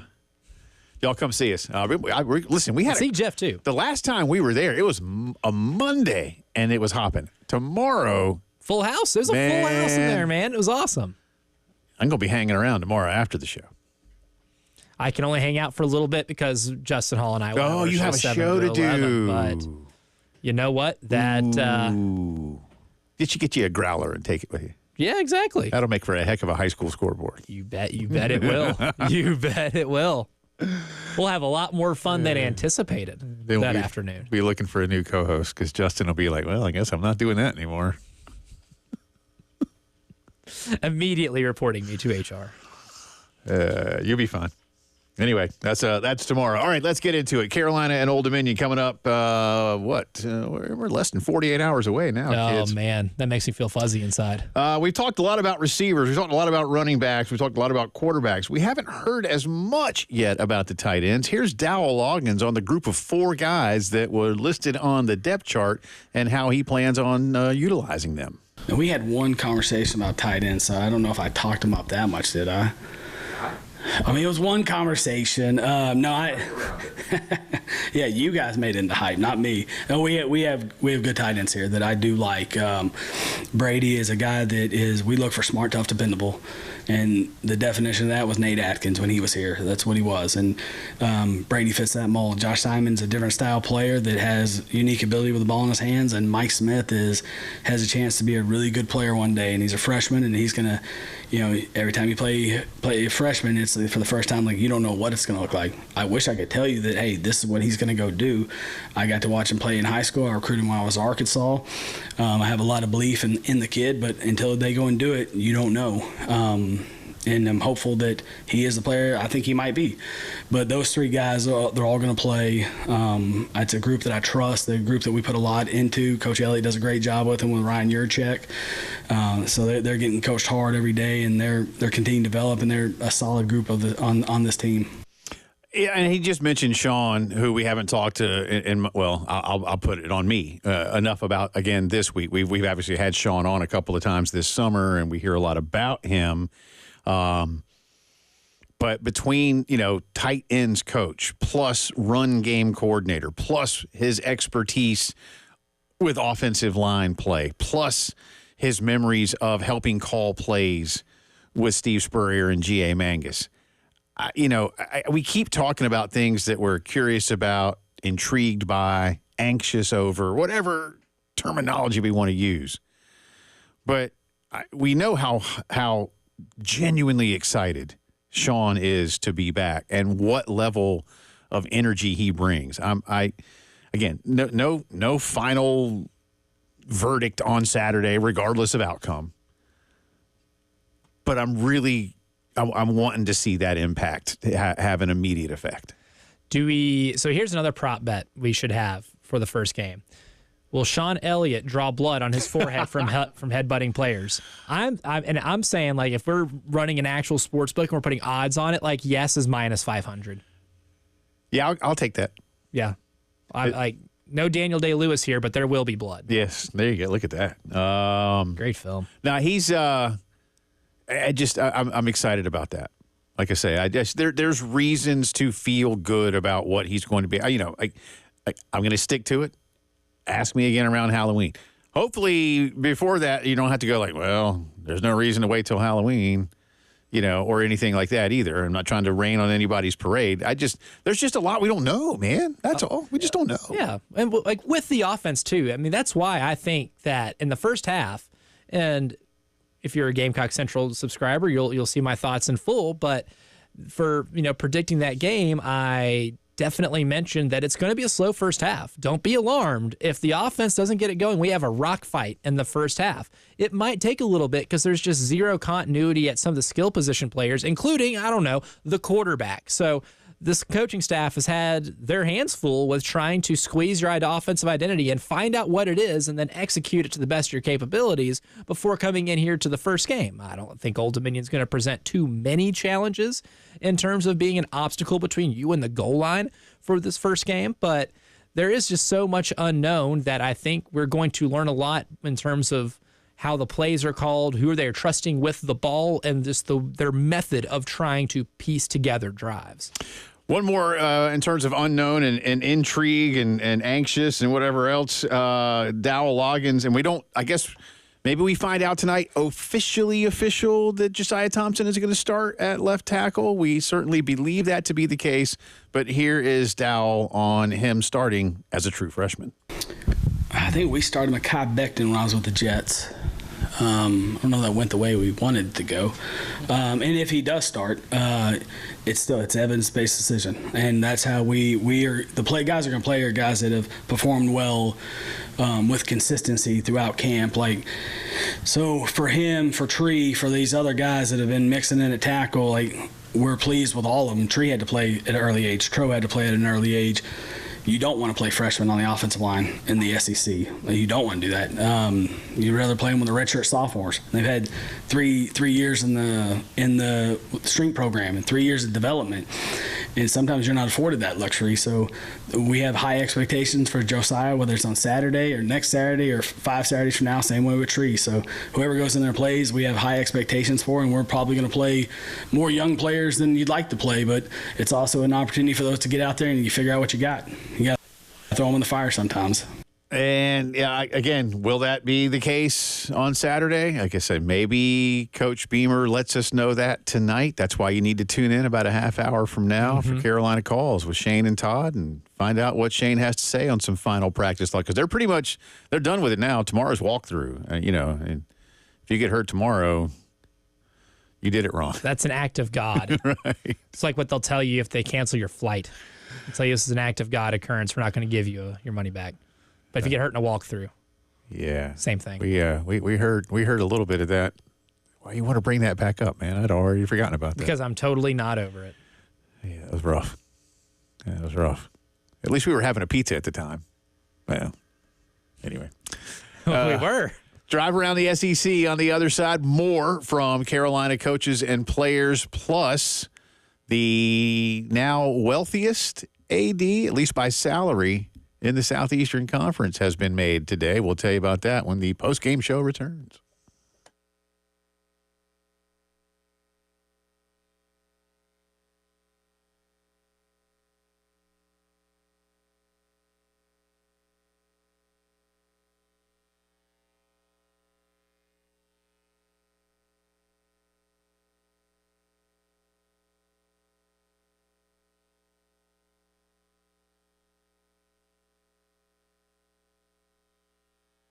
Integrated Media. I've been telling you about them for a long time. Told you about them once earlier today during our headlines, and I'm here to tell you right now. Listen, now you can't call them like now and get a brand new, home entertainment system set up in time for Saturday's game, but you can do it here real soon. They're always busy.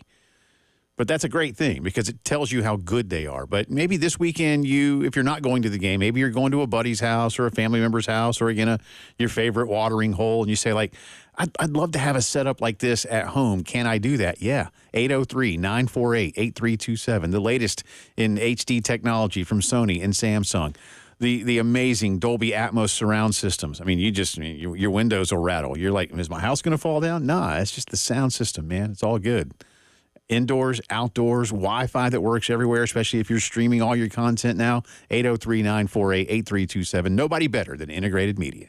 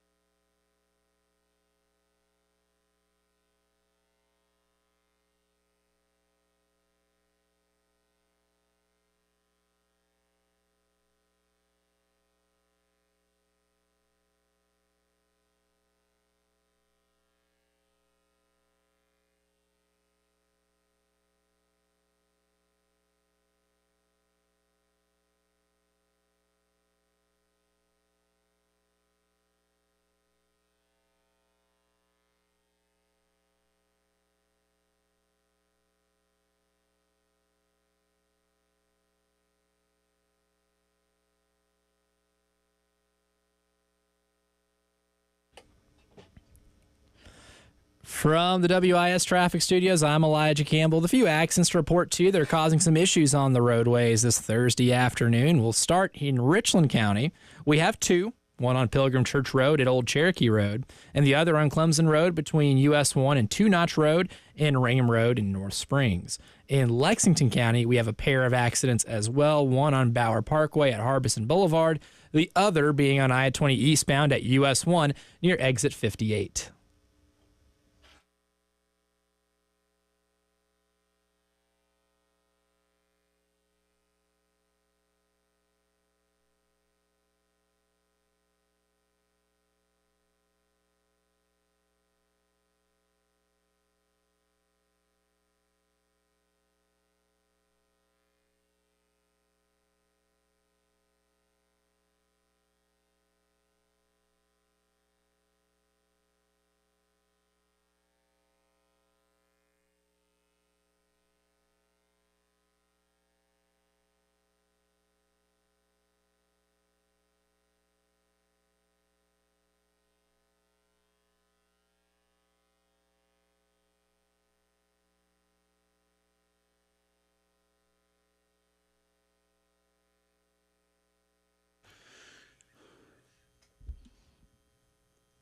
It is Drive Around the SEC time on this Thursday. Welcome back in. Jay and Elijah with you. Once again, the story of the afternoon that came down while we've been on the air here on the postgame show. The Southeastern Conference has announced today a new player availability report. This will be for conference games only. It will be in football starting next week with Carolina, Kentucky, which is the only conference game next weekend.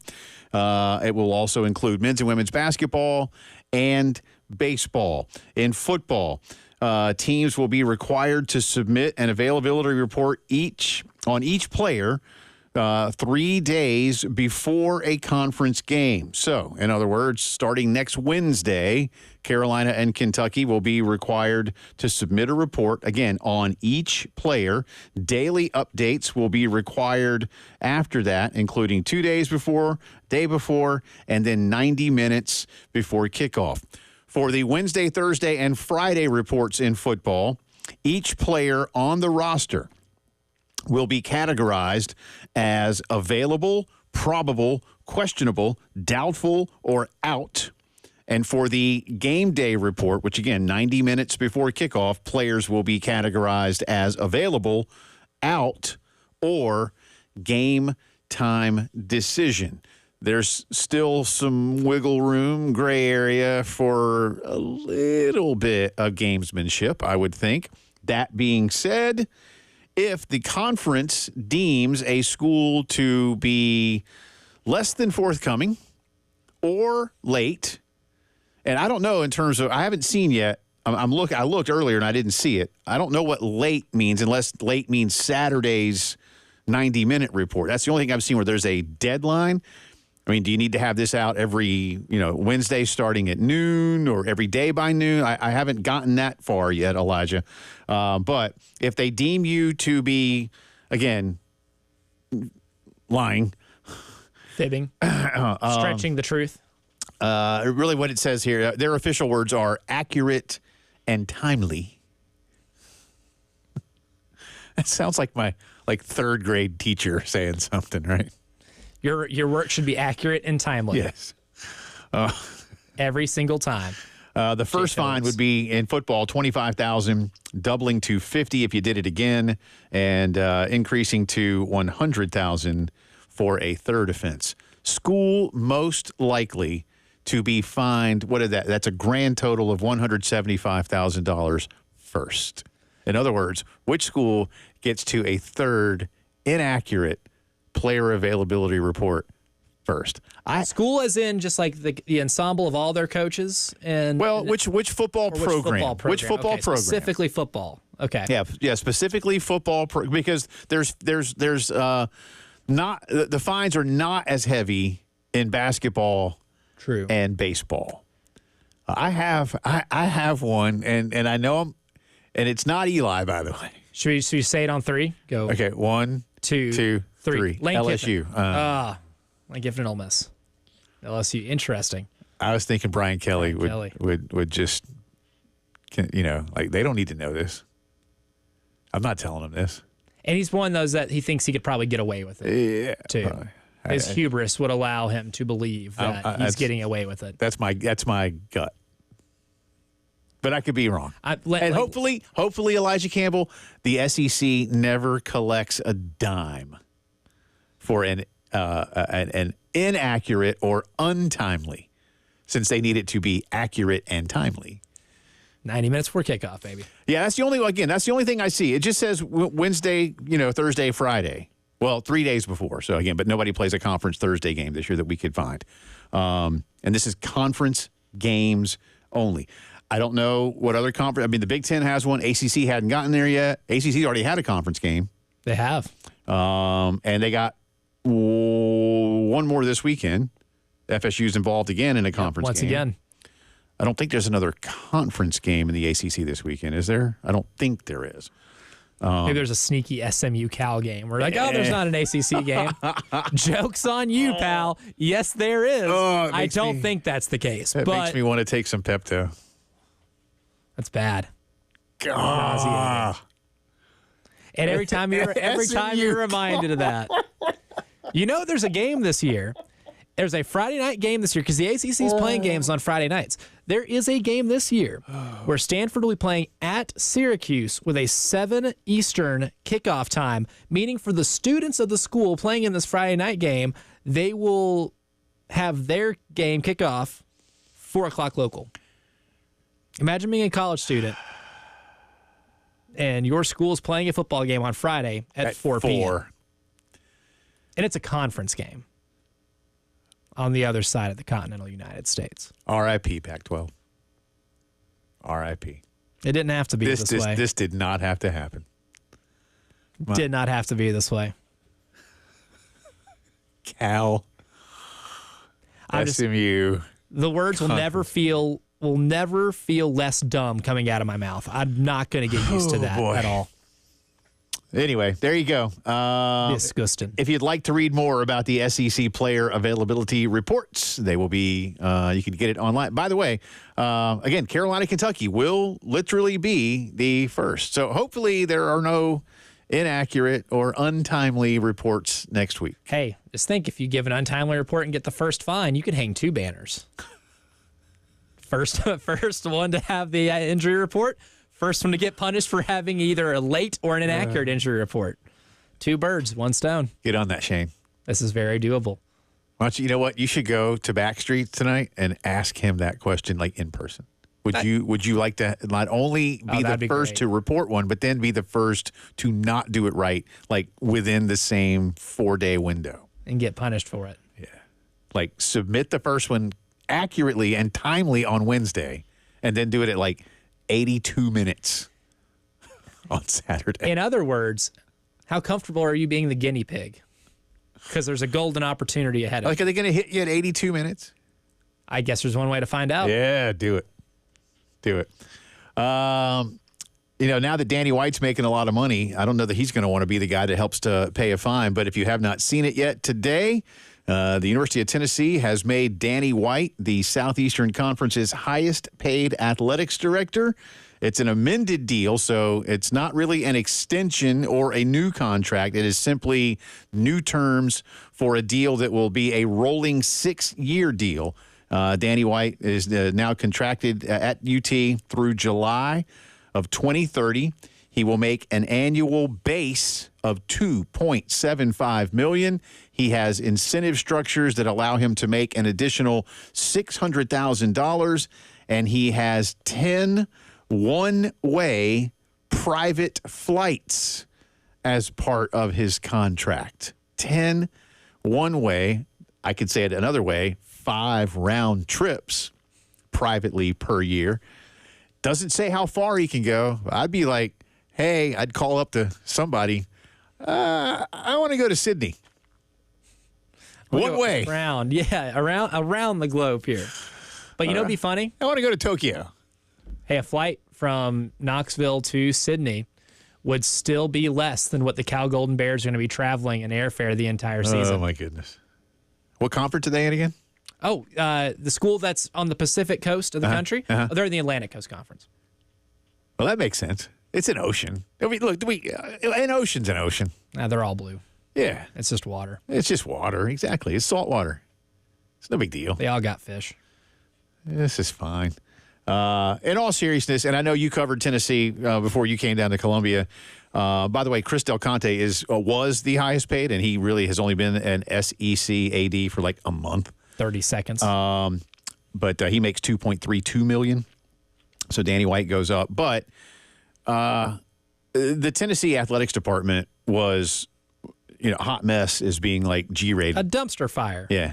And you and I were talking because I've talked to my buddy Josh Ward about this. It was like a Philip Fulmer faction, and then that was like half of them, and then the other half was like, I don't know what to do. And that goes back to his assistant coaching days. That's been going on since 1992. Yeah. So, congratulations, Danny White, the highest paid AD in the SEC. That's the drive around the league, brought to you by Herndon Chevy. 20,000 off new Silverados. Together, let's drive. Like maybe out to the game. Wrap it up with some more thoughts on the Gamecocks and the Monarchs when the postgame show returns.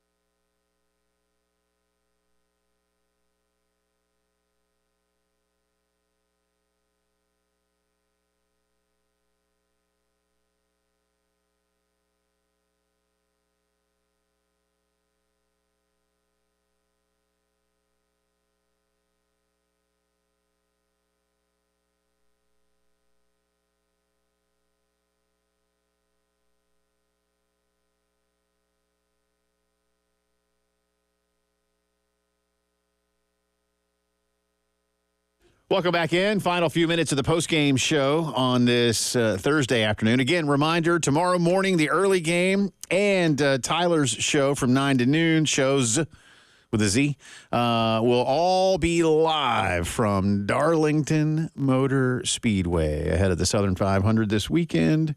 Again, Tyler's in hog heaven. So's Jen. I mean, Gunnar and Preston are too, but they're not gearheads like Jen and Tyler. Not as much. Jen and Tyler are coming here, and they arm wrestle over who likes NASCAR more. That's right. Yeah. I've seen it. And nobody ever It gets wins. intense. Nobody ever wins. No, there's too much intensity on both sides. And finally, they just hug it out and move on. And they just accept that they are Yep. That's how it works. And then Elijah and I tomorrow will be at Columbia Craft from 3 to 6 for our program. Our very good friend Langston Moore will be with us. He's itching for some football as well. Oh, I bet he is fiending. And the finalized guest list we'll let you know sometime tomorrow ahead of the show. Surprise guest. Do we have a surprise guest? We might. Ooh. Like Cocky? See, Cocky was a little unavailable. Oh, that's too bad. But it's not for a lack of trying. Tomorrow night at the Graveyard, Carolina Clemson Soccer.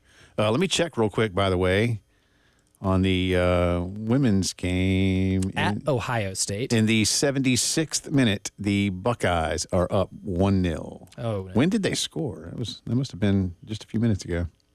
So, still a chance. But Ohio State leads 1-0. It's not over. And Coach Tanner today on our program live said the word pitch. He did. And he didn't mean his old sport. That's right. He wasn't talking about someone hurling a baseball towards home plate. That's right. He was talking about the field that they play soccer on.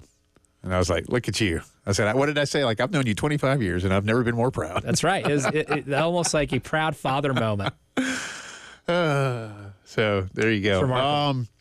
Couple of other notes real quick on the SEC. I just didn't have time to get into all this because basically Elijah and I were just cutting up a little too much, but that's part of what we do sometimes. Florida did get a big piece of good news. Montrell Johnson has been cleared to play against Miami on Saturday down in the Swamp. That's the 3:30 game. He had his knee scoped about a month ago, give or take. And there was concern that he might have to miss some time. But, the good news is these days, especially, you get the right surgeon, and it's just a scope just to clean some things up. All you got to do is not use it for a few weeks, and usually you're pretty good to go. He has been fully cleared, and Billy Napier says he'll play. They need him. They do. They need him a listen, lot. man, I was pressing you earlier kind of in jest, but not really. Florida needs to win this football game. People are saying, again, it's the pitchfork and torches game. Andy Staples said it could be like pro wrestling, loser leaves town game. There's all kinds of things attached to this. Here's the thing. Somebody's going to lose this football game. But if it's Florida, it is much, much, much, much, much, much, much, much, much worse, in my opinion. I don't care if you lose by 1, by 1,000, whatever. It being at home. It is much worse for Florida. Florida... I won't. Ryan almost got mad at me the other day, so I didn't go all the way to it. But y'all, if I could say it, I would. But since I can't because it's game 1 of 12, I won't. But this is a 98%er must-win game. Yeah. I mean, so I'll give you ahead. So Brew, if you're listening, I left just enough of a sliver to slip through. Because that would insinuate that if they do lose the game, that small slither for you in your mind is that they can bounce back after that one loss with this incredibly hard schedule against much tougher teams than Miami and bounce back and mess around and have like a 9-3 season. I don't think that would be the case. Nope. As much as I like some of the pieces Florida has, yep, and as intriguing as I find them, given the schedule, given the coaching position that Billy Napier is coaching for his job this year with his back against the wall and having to do so with the hardest schedule in the country, very intriguing team. But, this would be a really, really tough loss. I believe in them, though. We do have one Southeastern Conference team playing tonight. Should be a nail-biter as Missouri hosts Murray State. Mizzou is now a 50-point favorite. Again, have the sportsbooks ever heard about someone named John Morant? What? What are we missing here? Here's what 50. There should be. We should have to have some kind. I know we can't have schools schedule games based on a potential point spread. But come on, man. 50? Is it crazier that the point spread is that high or that Ohio State against an FBS opponent is a higher point spread. That Ohio State is is favored by more against Akron, a team that is actually in the FBS level, as opposed to Missouri against Murray State, who is not at the FBS level. No, I'll watch some of the Minnesota-North Carolina game. North Dakota State, Colorado. Yeah, I want to watch some of that. There's juice to that one. Yeah, and Elijah told me that Lindenwood, that's who Kansas is playing, is not a high school, but it is an actual college. They did infiltrate my favorite basketball conference. Sounds like a country club, but anyway. But we got real college football tonight, y'all, and a lot of it. Tomorrow, Columbia Craft, Langston will be with us. Hope to see you out there too. So long. Be there.